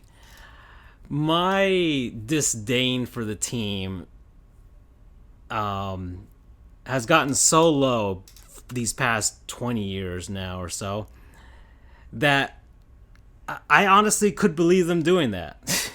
Being desperate enough to do that. And I finally I'm relegated to the fact that I've always said this has been a love-hate relationship. I've been a pessimistic Dolphins fan, but at this point I really fucking hate this team. Yeah. And I'm actually I feel like someone who's finally realized who he really is. I'm a Dolphins hater. We are really just on that whole. We're using the whole relationship schemes going on here. I love it. I realize I'm a Miami Dolphins hater. I fucking hate this team, and I love seeing them be miserable. Ray Finkel it out. Yeah, I feel like that. This is my purpose now, is to hate the team. I got the merch. I'm not gonna buy no more merch. I'm not gonna buy no T-shirts, no nothing at all. You care about who they draft. You know. Actually, no, because I need to care, because in order to hate well, you do need to care, right? So I will still follow the team, but I will be hating on them until they get their shit together. They're your baby daddy. Yeah. In that sense, I'm stuck with you for 18 years, but yeah, we're gonna be going from it. Like I have to care about what's happening in your life because I don't need my child to find you OD'd on something. So I feel like that this is truly my purpose, to hate the Miami Dolphins and to jump on several different bandwagons across the NFL. What a terrible life you live, I must say.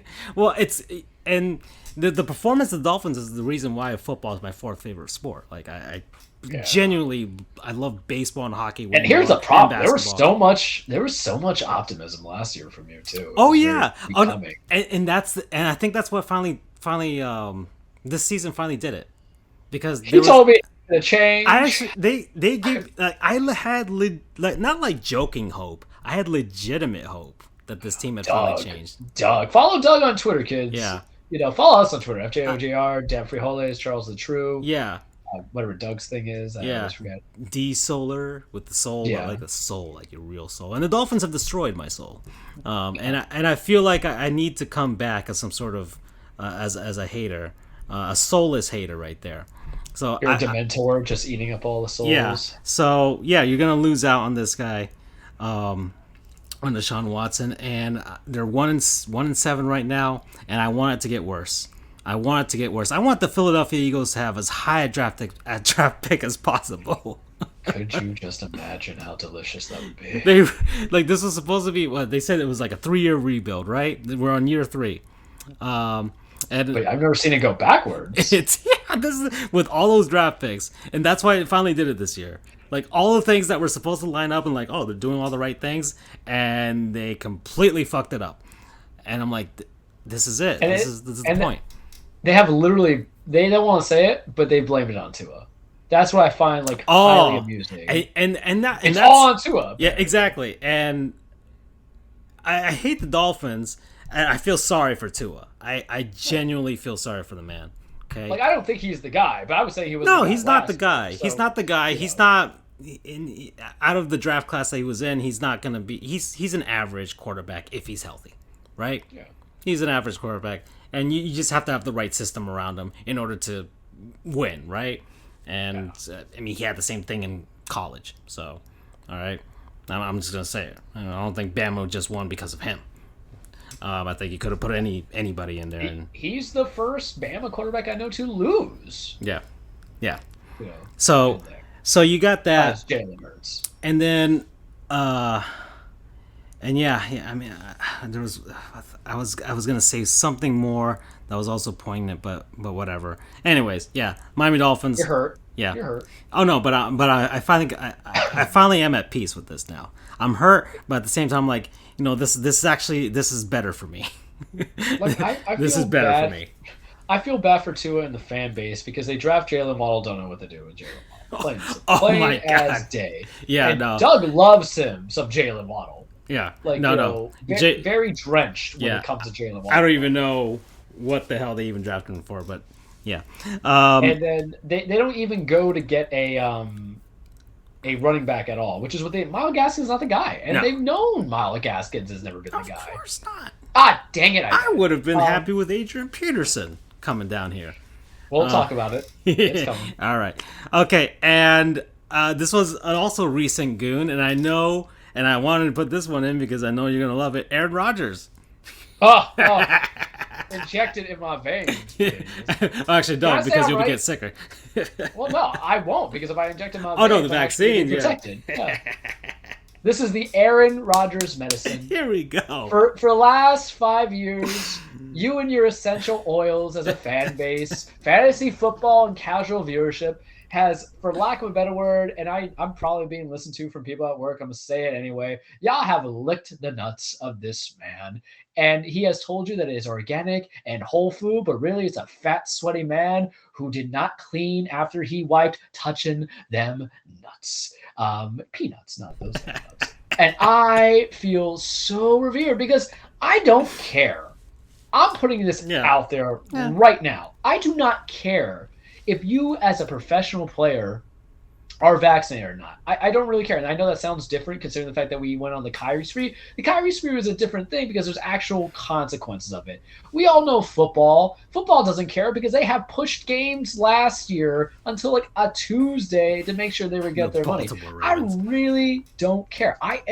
You guys think my hate boner for Aaron Rodgers is so excessive that I'm like in that corner every day, all day, every day? Not really. He does not live in my head rent-free. He lives in my head when it's times like this where I feel super knocking at the door.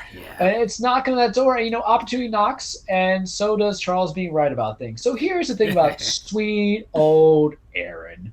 And that's why I was in the group chat with you guys when that particular text came out. And I was like, is this true? Because I didn't know. I literally didn't know. So Aaron Rodgers has COVID. We're going to start with that. And I hope he's okay. This whole thing is not saying, oh, he was COVID, haha. That is not whatsoever in this conversation. No. This conversation is that... This has been something that's been built. It's been part of the narrative of Charles and the Green Bay Packers and Aaron Rodgers. Oh, yeah. Fraudulent. And you know what part of you being fraudulent is being It's much like a good wrestling story, right? Yeah. Being fraudulent is also viewed as inauthentic, fake, things like that. So I didn't know that he went and said to the people, oh, yeah, I've been immunized. Why? Because I don't follow it like that. I'm not 21 anymore, man, where I have to know what every person's doing every single way of the day. But this man comes out as COVID positive. Everybody in the Packers has it. It's like, it's basically like the clap in the frat house at FSU's frat house. That's why I didn't go to FSU. So, well, if it was the Gators, it'd be a murder party. Ooh, dark for me. Yeah, it wasn't dark anyway. Everybody knows what Urban was running ship-wise over there. But so Devontae Adams had it, Kurt Bennicket had it, everybody has it, blah, blah, blah, blah, blah. And Aaron Rodgers ends up getting it. But the whole presumption was that he had led people to believe, and I don't like the media spin on players, I don't. But he had led people to believe that he was vaccinated. I saw a thing. He goes and he says, "I'm immunized." I'm immunized. Like you person, you fraudulent, flagrant, lying mf'er. Oh, it's just a shaving bump, baby. Nothing to worry about. That's who you are. Because don't insult our intelligence. Yeah, you went to UCal, Berkeley, but you're not an astrophysicist. And they say he's a smart guy. You want this guy to host Jeopardy? What? You want that man to host Jeopardy? You want somebody who has class. You know who had class? Alex Trebek. You know who doesn't have class? Him. Because now he has it. And it was never a debate about personal choice or no personal choice or anything like that. It was just more or less that you didn't have it. And then I don't know how much I believe of the idea of the homeopathic remedies, but then he was petitioning the NFL to go to alternative treatments. You have alternative treatments? You know what? You're a man of science or something like that? Do you have your own little lab to quote Jeff Van Gundy? Because I'm Hispanic, buddy. You want to know what my alternative treatment? is it's two things. It's either sana sana colita de rana if I don't go to a doctor, which literally translates to like, what, rat's tail, frog butt, all that stuff. Or I go find somebody on 8th Street who in that little like farm area that has a couple of chickens hanging out. Yep. And one of those chickens ain't gonna be ate for dinner. That's the alternate medicine that my people and my culture would do if we didn't go see a doctor, we didn't go to science. So what you got, Aaron Rodgers from SoCal?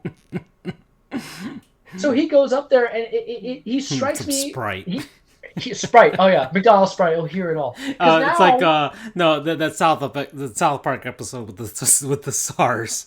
Yeah, there you go. Because what you strike me now as, you know what you strike me now as? Mentally soft. You don't want to flat out just tell people I'm not vaccinated. At least Cole Beasley and his dumb self was just kind of like putting the stances out there, and he stuck to his guns. He wasn't soft about it. Whether or not he's right or wrong is irrelevant, because at the end of the day, he's a grown man, and he's employed by the Buffalo Bills, who, is in part of the NHLPA, and they're not going to do anything to jeopardize. They'll just make exceptions because that's the safe catering that they have, unlike, the NBA. But it seems to me Aaron Rodgers like, oh yeah, it's a comfort thing and it's a personal choice and all this other stuff, and I'm immunized. But really, he didn't want to be like, oh, I don't want to because it hurts my feelings. I don't think he wanted to deal with criticism. Why? Because I'm speculating right now, but I've earned this speculation, so I'm going to take it and I'm going to run with it, because he was the topic of all the criticism this offseason, was he not? Mm-hmm. That he didn't like anything that ever did. And for the people who loved him and revered him, he came across as what? Petulant and selfish in the eyes of others, myself included. So, a little soft boy gonna cry. And then let's compare him to one of his peers that's also in the NFC, Tom Brady, who did his thing. All right, I don't know what his stance is on that stuff, but he didn't lie. He didn't say I did a home out. And Tom Brady's one of those guys. And if he lied, he didn't get caught with it because he learned from the best liar, which is who? Robert Kraft. Yeah. So, not even Bill. So now I gotta we jump played off. It like that. I gotta jump off this Packers bandwagon now, man. I was on it. No. What you want to know why? Because you ain't fraudulent. I gotta pop up. I gotta get out of there. I love this because here's the thing. Your team, and I'm much like you. I really don't give a shit who's whatever. But this I care about liars. This is funny to me, and this is gonna ruin my ability to celebrate a Super Bowl championship in the future. So I can't be with a team like this. If you guys, sheesh, it's like I can't. I need a legitimate team, so I got to move on. Packers. I'm done. Went from the Panthers to the Packers. We're gonna go. Yeah. I get leaving the Panthers real quickly. The one thing I'll say about Aaron Rodgers, and I guess I'll just leave it at this, is just that because you have now tested positive, aside from, not showing any symptoms and we don't know what the residue is going to be and all this other stuff, it's the fact that you're going to be gone for a minimum of maybe 2 games, assuming that you don't suffer from any kind of symptoms from it. And what did I say about the NFL last week, or when we were talking about Lamar Jackson? It doesn't matter until someone dies of it. So what if the whole thing is he doesn't make it, man? Like something happens and he's just no bueno. Like what if those things, because testing positive, one thing, and there's been some people who have successful and they've had no issues, and there's other people where it has not been good. But what if Aaron Rodgers literally just cannot function now? What's going to happen there? And it's perspective, because if you're, and this is why the NFL has to be harder on it, because the idea, we all know why. Let's not delude ourselves. We all know why the whole policies were put into it. Money. You lose money. You lose money all between. And ownership needs to go and be like, hey, who the hell wants to watch a Packers game now with Aaron Rodgers in the game? Well, this gives me a great opportunity to see Jordan Love. But at the end of the day, you're protecting. Could Rodgers get farved? I love it. Far for the wrong reasons. But at the end of the day, it's called protecting investments, not just human lives, but investments. It really comes down to that. But I don't know. This is just me to kind of revel in something. That's the reason why I'm like, this I probably is shouldn't be reveling way too juicy. Oh, it was like the best thing, Charles. Yeah. Yeah. Because, like I said, like everything else, I don't dislike the guy. Right, but it's in all that part sense. of it's all part of the narrative that has been building up for the last Oh 3 shit! years. I Here. died. I didn't know where my guy was, but it has built up. It has built up because now I see you as that. Or at the end of the day, the takeaway I get from this is he's soft. Seriously, he probably just couldn't tell the media, "I don't want a vaccine." Whereas here we are joking about Cole Beasley, but at the end of the day, Cole Beasley ain't gonna lose sleep over us. But it makes me feel that certain somebody felt very sensitive because the other question is, and this is terrible because it kind of goes back to the concept of the media, and I think I've even said this in my own hypocrisy, is that we don't owe anybody explanations or anything. But it's literally like, but why would you state that? And I've been immunized, and you really haven't, because the last time I checked, there was only one official thing to combat COVID, and we're not counting because we're in Florida, the reversal thing, or Revertron, or whatever the hell that DeSantis is trying to push on us as an alternative, that even though it costs you money when you get a free vaccine, so I don't understand. So is it because you want that beneficiary of medical receipts to get that and not, the government to get back in? I don't understand. People are weird.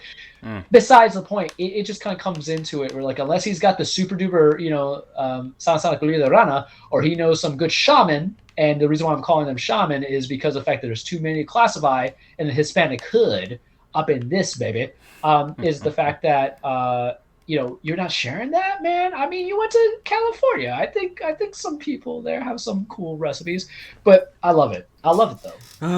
I don't feel vindicated. I just feel right. Yeah. Okay. So that's it for that's all the goons. But it was pretty. Yeah, we had a lot. We had to talk about it. So here we go.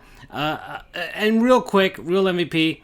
Once again, Kyle Beach, real MVP to you for being brave and doing what you're doing to recount your story in front of people. Second one that I got here. I'm not gonna harp on it too much, but Ernie Johnson. His son passed away, but his son was special needs and everything like that. His son died young too. I think it was like 33. And so, but and there had been, I think there was like a ESPN 60 thing about him and all that stuff, how he takes care of his son and everything, and of course, tribute and stuff with the guys on TNT. And did they do something for him? They talked about it, in during the show. I would bust out crying with Chuck and Shaq and Kenny. So they were there talking about that, and Ernie Johnson's been, because of this, a massive and great advocate for special needs children and everything like that. So that's we love Ernie Johnson. Oh no, on Twitter too, people were like, "I will not accept any." There's no falsity. I don't think any single NBA fan dislikes Ernie Johnson. So there you go. All right, so that's the real MVP, and I guess Andrew's not here, so not really much on the college football. But we'll just pop into the NFL. We'll just go there. Let's do it. Let's do it. So, all right, Charles. We're not gonna get. Go ahead. Start with it. No. We gotta leave it. All right, fine. We'll start with. No. You know what? Marinate it. All right. Fine. Do your thing. Okay, so NFL Week 8. The Chargers are frauds. Chargers are frauds. Big time frauds. That whole AFC West is fraudulent, though, so they're okay. Yeah, really. They could win it, and it'd still be. God damn it. The Chiefs. Nothing seems game plan at all. Exactly. In that division. Yeah, exactly. The Saints gave up everything just to beat the Bucks. God. That is a pure Tony Stark moment from Avenger that game. Yeah. Hands down. Yeah. Good on them for beating them, but at what cost? Trevor Siemian is the cost. At what cost? And I told my buddy, he's a Saints fan, he hates Cam Newton. I'm like, you're going to get Cam, because that Trevor Siemian train cannot last forever. I'm just perplexed that Cam doesn't have a job. But that's just me. But Trevor Siemian or Taysom Hill, who's still coming back from that concussion kind of thing, I'm like, ooh. That's why it's always good to have a backup to your backup. But, man, that's rough. And you don't have Michael Thomas either, because now he's out because there's been debates about ankle injuries. So he's like, we're just going to trade them. I'm like, go ahead, trade him. You'll get some value. But it's a shame because that defense is strong. Alvin Kamara is good. Whew. Yeah. So there's that. I already mentioned the aforementioned Dolphins that I hate them. The New York Jets beat the Bengals. Mike White beat the Bengals. Yeah. With Tyler Johnson beating the Bengals, too. Yeah. How does that feel, knowing that a second-round pick is a game changer? Because there was a certain second-round pick that just got traded away from the Broncos to the Rams in Von Miller, and he was a legacy and cornerstone. And you get Zach Wilson, who, on paper, looked bad every single game. And you can only be like, oh, he's a rookie. So long to me, gentlemen and ladies. And then you just get I lost my train of thoughts coming back to me. And then you just get Mike White from Western Kentucky. Mm-hmm. Just put up 400 yards, making that offense seem good. And maybe that Bengals defense just had a bad – I'll give Bengals defense has a bad day if they were giving it like 300 yards and they still got the win. But here's the thing about Mike White. AFC North teams are definitely inconsistent enough to have like games like that. So, yeah. Yeah, I mean, look, we lost to the Jets too, and I said, no, I'm not concerned about it. I literally told you that. I'm like, that happens. But it's the style of performance where the man threw 2 picks. I was like, no, I'm just going to go win this. And he did. And I don't think people appreciate that kind of that grit. It was like, oh, it's just a pick. It was a pick in the first quarter. We're not done yet. Whereas Zach Wilson's like, I threw a pick. Oh, no. I did a tootie in my pants. Yeah. That's the vibe that you get with Zach Wilson. He does not look composed. How do we know them? That Patriots game. Whew. Which one? The one where he threw all the picks. There was no strong vibe from it. So good for Mike White. Yeah. I hope he gets that. Let's see what and then else. They even had to hire John Beck, your former Dolphin. Yeah. To be on staff to help coach him better. What does that say? Where you gotta get a guy who's like, I can coach him, but I couldn't do anything in the NFL myself. If you can't do, teach, right? Okay. The Chiefs barely beat the New York Giants. Yeah.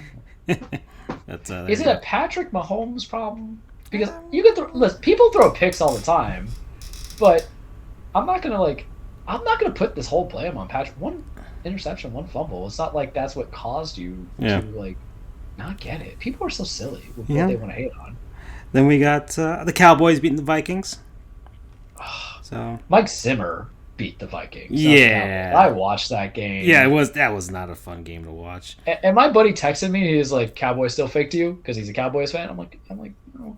Like for some reason, every time there's a final minute in the game, Mike Zimmer's like, I'm not going to coach anymore. The bobble by Amari Cooper was beautiful, but that was a pick, and the defender couldn't even get that going fully.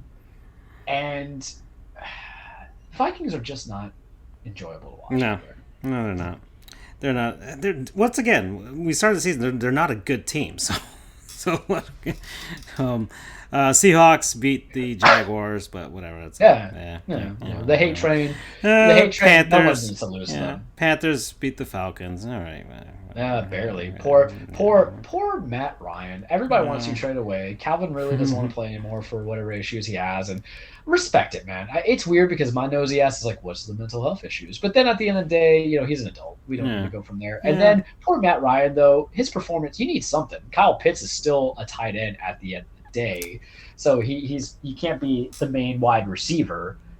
In that sense, to help you win, because then you're going to fall into the Tony Gonzalez effect, where like you're going to be on a Chiefs team that never took you anywhere because you are really one position playing at another position. Understanding that, but they got really nobody else. They didn't prep for it. They were in salary cap hell, and then poor Matt Ryan gets his hand like stepped on, and people are like, "Oh, statistically speaking, that was the worst game of his career." I'm like, "Look at his hand! Like common sense tells you, like you can't." Go. Are you just? I'm surprised ignorant? He's playing. Honestly, I'm surprised he's playing. So it's not really worth it for me if I'm the Falcons. Well, so that contract, baby. I know, but still, try and squeeze some value out of it by not playing him. By sending him to the Miami Dolphins. I don't even know anymore. 49ers. I mean, listen, I'll say it though. With that team, if you put Matt Ryan at that helm, imaginary world contract wise, not issue, and you just need a standard QB with those supposed weapons and a running back. I can get behind that. Niners beat the Bears 33-22. Eagles beat the Lions. For Jimmy G. The Lions are awful. How is this Jared Goff's fault? Because Dan Campbell literally called him out last week and says It's on him. He's got to do better. And I'm like, but how? There's no way. There's just no way. It's not his fault. All right, he just like, name me 3 receivers on his team. I had to find out who they were. I have no idea. Outside of Goff, I don't know who's on the Lions. Quintus Cephas, and the only reason Amon St. Brown, and Amon Ross St. Brown. You know, the only reason I remember Dan Campbell, of course, was like his brief interim stint with the Dolphins. So yeah. Any man who goes and says we'll bite you at the kneecaps is not somebody I want as a coach, because if I bite your kneecap, you're gonna knee me in my face. I'm gonna lose my teeth. I'm a man of like knowledge. When it comes to that, doesn't make any logical sense to bite someone's kneecaps. It's a meathead. It's a meathead answer. It's such a meathead. Steelers beat the Browns 15-10. Do you think Dan Campbell's favorite beer is Ice House beer? He strikes me as that guy. Steelers beat the Browns 15-10.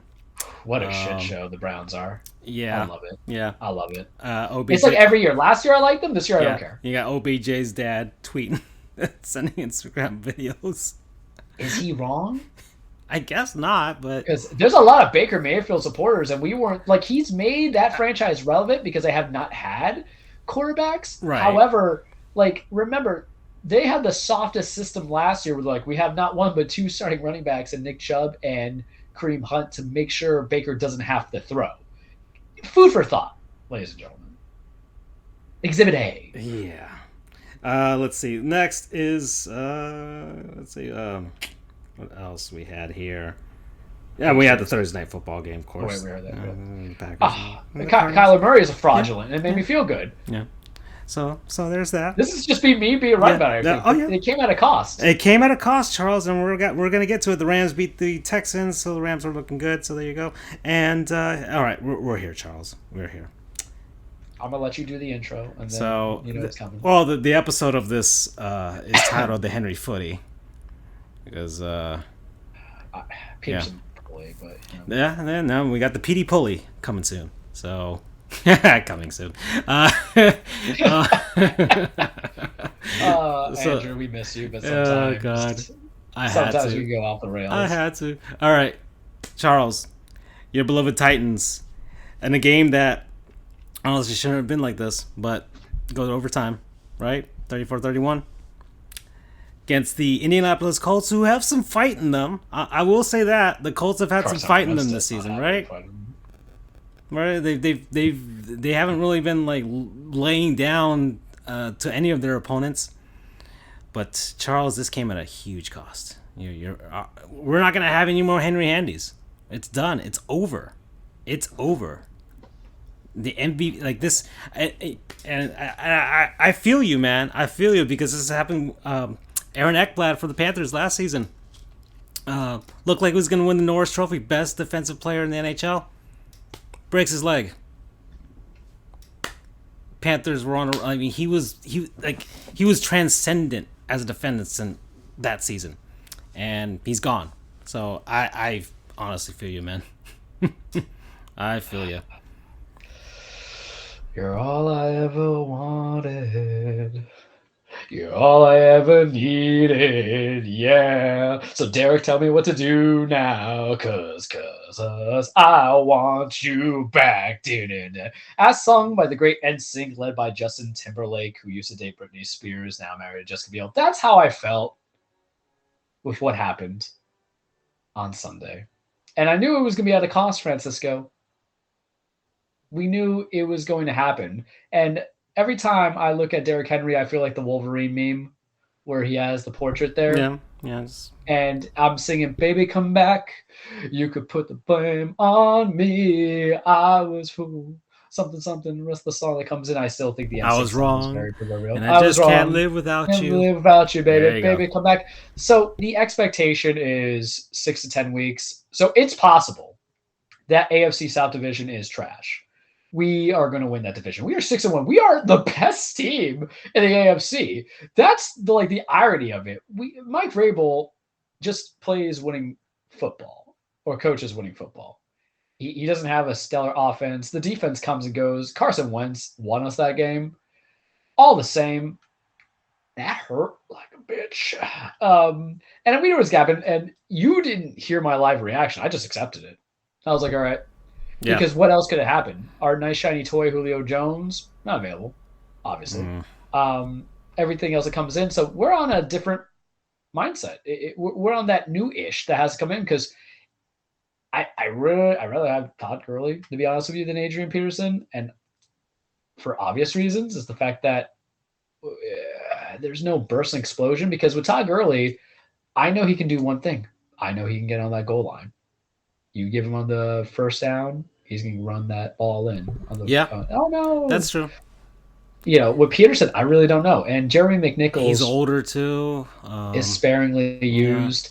And Darrington Evans, who was our second-round pick last year, has not played a game with us because he's always hurt. No, so you need outside help. You need outside help for this one. You can't and we still might get him. And people are like, oh, I'm surprised they didn't trade for anybody. Well, Marlon Mack wasn't coming to us. There was no way the Colts were going to give him to us. Get out of here. There was not going to happen. And what am I going to do? Trade for the Baltimore Ravens running backs who are just equally as bad? They're running Devontae Freeman. They're running Le'Veon Bell, barely. Why am I going to just go to Dollar Tree and try to expect I'm going to get Dom Perrier? It's going to get Dollar Tree stuff. I can get the Adrian Peterson signing for one very valid reason. He's a north-south guy. We need a north-south guy. Our offense is going to shift. It's going to change. That's how it has to go. Okay, that's fine. I accept that. A.J. Brown's coming along, and if we could just get Julio Jones on the field, I'd be very happy. Now, mind you, I did say that Julio was not going to play all 17 games this season. You know this. So this is where it matters. This is where it's important. Let the defense come together. And hear me out. 6 to 10 weeks, if he's good on week 9, we're not going to get the number 1 seed. That was never projected. But if you honestly didn't expect number 1, to be honest. Yeah. Your expectations were actually pretty tempered when we started the season. Week 1. But if we get to the first week of the playoffs, if we get there, and he's available, you call him. Because do you want to play our team in the postseason? We don't lose. You take away the Jets loss, which we almost came back and won. It's a perfect record. We find ways to win. You wanted to say the Buffalo Bills win was a fluke, but they barely beat Miami. And what has Charles been saying since the start of the season? He ain't scared of Buffalo. Take every win. The problem is with the media and fan bases that are not my fan base. I look at the Bills, and I just want to say this. I look at the Bills, and it's a good team, but I can't see them winning a Super Bowl right now. I don't think they're gonna beat anybody out from the NFC. Like if let's say you put them against the Cowboys, I don't think they beat the Cowboys. But no, which I would take that just for the ramifications of history. Any day of the week. That's true. Any day of the week, any day of the week. But the Bills, you know what you're getting. It's a prototypical team, but their weaknesses are glaring. It's just you've been sold on the idea of the presumptive. Yeah, they're in Kansas City. Too, so. Yeah, Kansas City, I think could get it together.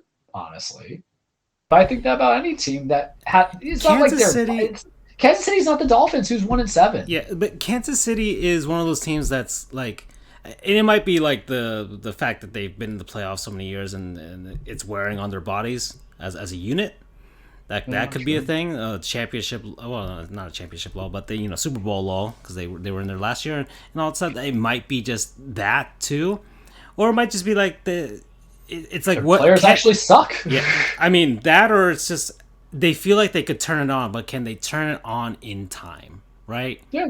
Because you can try and get the engine revved up, but are you going to get it revved up on time, or is is the getaway car ready to go, right? Or are you going to get shot? So that's how it's going to go. I'm surprised we did not make that sexual. I'm proud of you. Oh. Else a bit.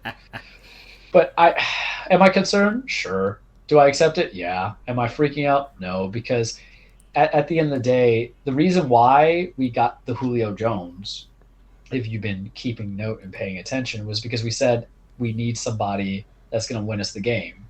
Derrick Henry keeps you in the game, but at some point, if there is the shootout, if there is all that stuff that comes in, what I'm saying is that we constructed an offense that needed to be there all bases, because what are we trying to do? We're trying to evolve.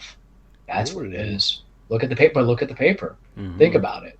What if we were truly just going to be this running base team like the Seattle Sea Frauds, who really just on the nose are not built for it. They're a very similar team. We're going to be a running team, and then they lose Chris Carson, and they're just atrocious with Rashad Penny, Travis Homer, and Don't Kill Me, and the other guys that they have in there. Alex Collins, I believe, is their lead back to it. So there's some things that are not functionally working. But for us, we're just like, no. We're going to try to evolve. We believe that we love Derek. He's a fantastic player. We love Derek Henry. Charles loves Derek Henry. We named you a segment onto it. However, what's Charles doing and what the Times are doing is say, all right, but we can't do it just on him alone. That's the reason why we went out for Julio, did we not? That's why we saw in Josh Reynolds, who hasn't done anything. That's why we're letting Hiles Westbrook do some stuff, because we're recognizing what is truly needed, I would say, for victory. Can we get it done? I don't know. Tannehill hasn't played exceptionally well, but can Tannehill just play what he needs to play? Can he be just what he needs to be? We'll see. This is a moment to actually prove that he's not Miami Dolphins Ryan Tannehill. Yeah. There we go. But he's got a better team around him anyways. So. Yeah.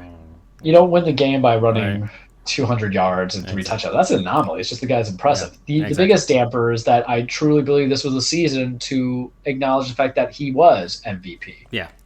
That's what I'm saying. There was nobody else on that field that convinced me otherwise, and you know that. Yeah.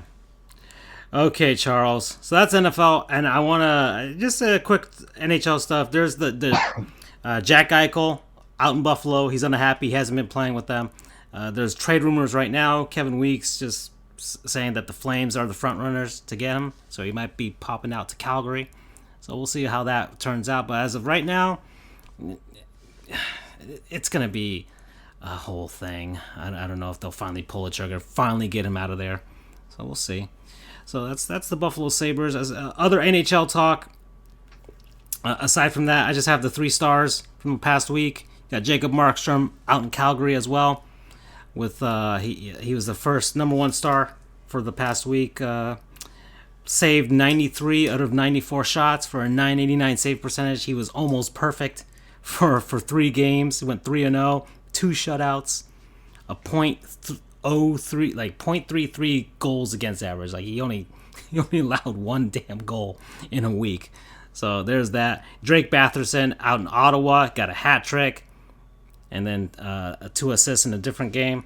So for the Ottawa Senators, then Alex Killorn out in Tampa, left winger, 4 goals, 2 assists, 6 points over the last week. So there you go. And I forgot to mention the NBA Players of the Week. We had Rudy Gobert out in Utah. Yeah. So Rudy Gobert for the Western Conference, and he they went 3-1. The Jazz. 16.3 points per game, 15.5 rebounds per game, because he's going to get his rebounds, 77% from the field. And then my man Crush Monday every day, Jimmy Butler, Player of the Week for the Miami Heat. To quote Jeremy Taché, Jim VP. Yeah. Heat went 4-0, right? Jimmy, 28 points per game, 8 rebounds per game, 5.3 assists per game. I love that man. I love him so much. Okay, he's all you ever wanted. He's all you ever needed. And like I said, it's not even purely sexual. I honestly feel like we could make a really great couple. So there you go. Anyways, Charles, what makes a really great couple is you in the cage, right? Ooh, it's gonna be a short cage too. Welcome everybody to your weekly Trueplex, the Cage with Charles. Full disclaimer: wrestling is not fake. It is scripted. It is a stage fight. It is a song and dance. It is a merit of championships, chasing championship, men and women trying to establish their legacy, beat the holy hell out of each other, and sometimes wrestling is at a rest point. That's why I feel that we would be at this juncture, at this moment, Francisco, and anybody else who's listening, because WWE-wise, we're building up to Survivor Series. AEW-wise, we're building up to Full Gear. Full Gear is next week, 10 days from now, November 13th. So we're going to save that to make an all AEW segment. I would feel works out. With New Japan, with Impact, there's not a lot of kind of going on. And right now we're in kind of like that whole quiet phase. So it's like, okay, how do I Charles, want you'll you be to proud build of me. this? I watched a bunch of Kota Ibushi highlights. Oh, I love me some Coda. Love me some Coda. He Man, just wants to die for us, though. ex- That's the that's what I was problem. saying. I'm like, this is scary. New Japan, I they was, go hard, yeah. man. Well, I They mean, go it's part of the real majesty hard. of the athleticism for sure. Yeah. But I mean, the guy man, is physically in shape oh no, he's, beyond belief. oh yeah, no, there's it's you, yeah, he's a literal anime character brought to life.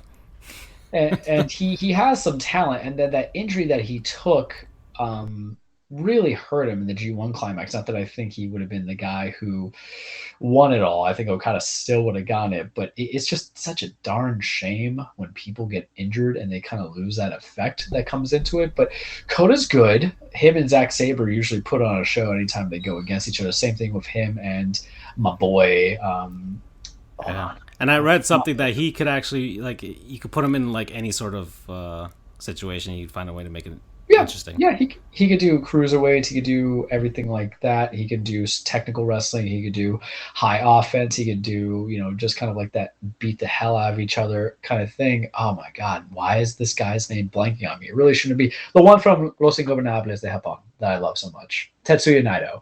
Wow, but him and Naito, they have some highlights that are just banging. But Kota, we like Kota. Kota is hurt, so I guess we'll just go with the New Japan stuff. Zack Sabre and Shingo Takagi are going to go against each other at Power Struggle. After that, I believe Okada is going to be defending his G1 Climax briefcase against Tonga Lao, or is it Tama Tonga?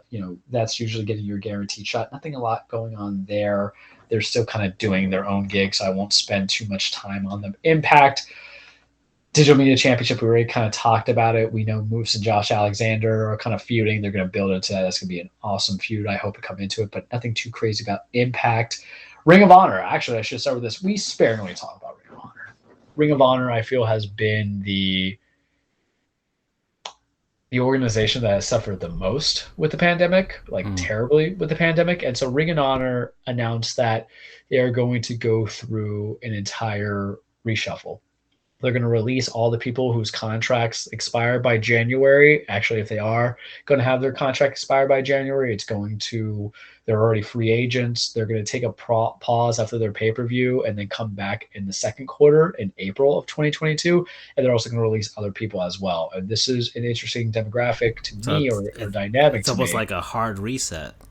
It's a super hard reset. Wow. And it's not like WCW 2.0 and Vince Russo coming in there. It's basically them saying we can't logistically survive and we have to see where the money's coming from. And some people have hard feelings on it. A lot of people want to compare it to WWE, or WWE had money and they didn't release anybody, or they released people, but they weren't substantially losing money. But this is the consequences of COVID. This is the consequences of the pandemic. This is the consequences to not having maybe a strong streaming demographic or network base such as TNT or USA or Fox. And it also goes to show that it creates a two-way issue. One, there's people without jobs. Two, there's going to be some buyers out there. But what if the buyers don't want to buy? Players only love it when you're playing, right? As Fleetwood Mac said. What does this impact with who could sign where if the money is not there? AEW can't sign off everybody. They got a lot of WWE cast-offs they got to go with. WWE doesn't want to sign necessarily everybody if they're looking to build in new future stars. And the people that were released are like Shane Gresham and Jay Lethal, who they have a couple of, treads on those tires long in the tooth situations. What do you do about the championships? Is it everything's going to come back and no one's the champion and you're just going to have it as a free-for-all? It's very sad. It's very disappointing. And it's one of those things where you expected it to happen anyway. AEW is playing with a lot of big daddy money and TNT. And then WWE was always going to be fine, in my opinion, when the pandemic started. But this is what almost 2 years leads us to. So there's going to be a lot of free agents out there. And the problem is, man, to go when you're having a consistent contract and then now you're a full independent wrestler, what's your fallback option? What's your liability? I mean, wrestling is hard to get insurance anyway to begin with, but now you're not going to get your contractual stuff. And what they're saying is we're not severing you and then giving you severance pay. We're just releasing you now, and then everybody else who has contracts will be good at that point. It's basically saying, they're saying you want to go. If you want to leave, leave. I ain't going to chase you. Are they going to bring people back? Maybe. There's some wrestlers who are still green that they're not going to come back. And then the question is that what does a relaunch look like? Are you actually going to try something different? Probably to get the appeal of networks? Or are you just going to let it be? I don't know. But they even put all the Ring of Honor library tapes on there. Like, from the very little... The Ring of Honor usually pops up, like, after, like, the baseball game on Bally Sports or something like that, right? You know? I think they're on Axis. No, Impact's on Axis, and then Ring of Honor's like on another one, but it's on the streaming services. Aren't they like on Roku or something? Maybe. No, that's New Japan. Oh, that's New Japan. Whoops. And New Japan even suffered a little bit too because a lot of their wrestlers are international based, so you're not even getting that as well. And I felt that some of the organizations that handled off the talent was there to sustain each other, but Ring of Honor didn't hand off any talent to it. The only thing they got going on now is the Briscoe brothers defending or winning the GCW Game Changer Wrestling Tag Team Champions. And Charles doesn't like GCW because I'm not a deathmatch guy. I'll say it right now. For those who like it, that's your cup of tea.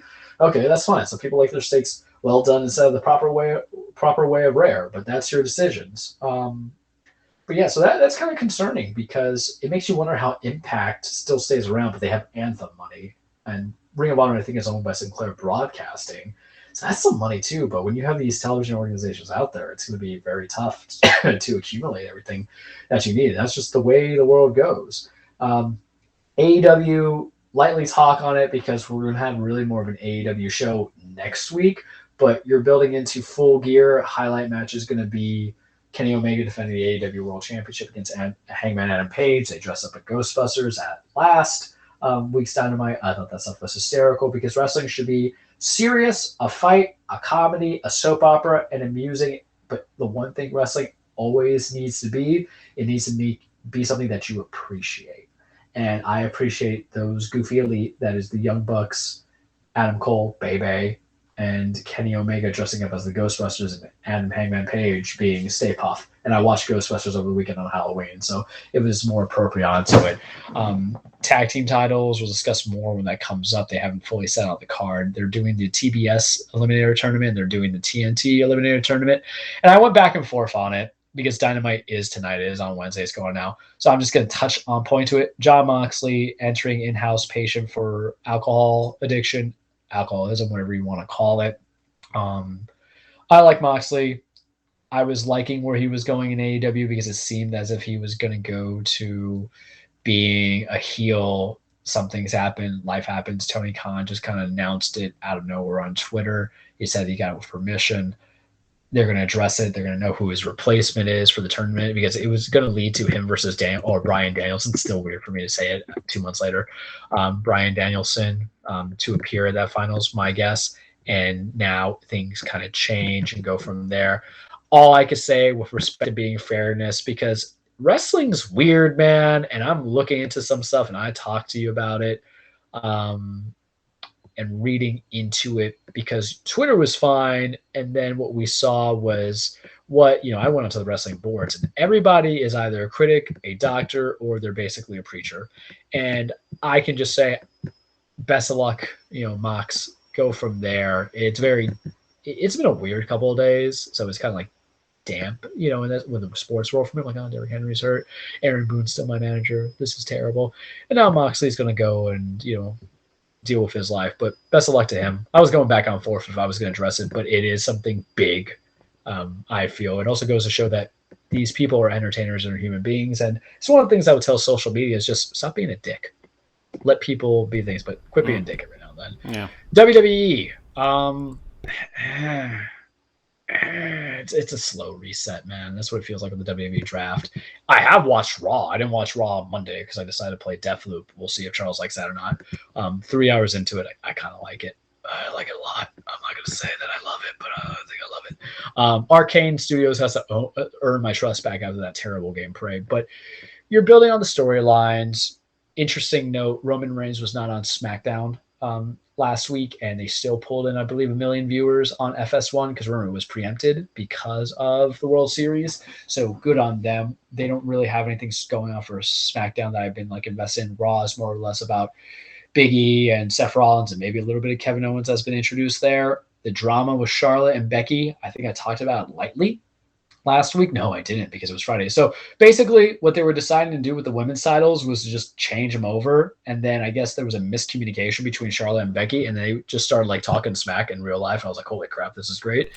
And, you know, there's a lot of people who think they know everything bashing in and going from there. But wrestling itself, the wrestling hasn't been bad. They had Finn Balor versus Chad Gable on Monday, and I was like, holy crap, you know, that's some quality wrestling. It's just I don't have stories that are being brought in. Now we're doing Big E versus Seth, and I still feel that's too soon because it makes me feel like Seth's not going to win. I think Seth should be the guy who takes off of Big E, but everything's going to be building up to Survivor Series later in the month. What Survivor Series? The two brands going against each other. Are they going to have titles defended, or is it going to be champion versus champion in basically an exhibition spot? You see, I can go all for Big E and Roman, but the problem is someone's got to win.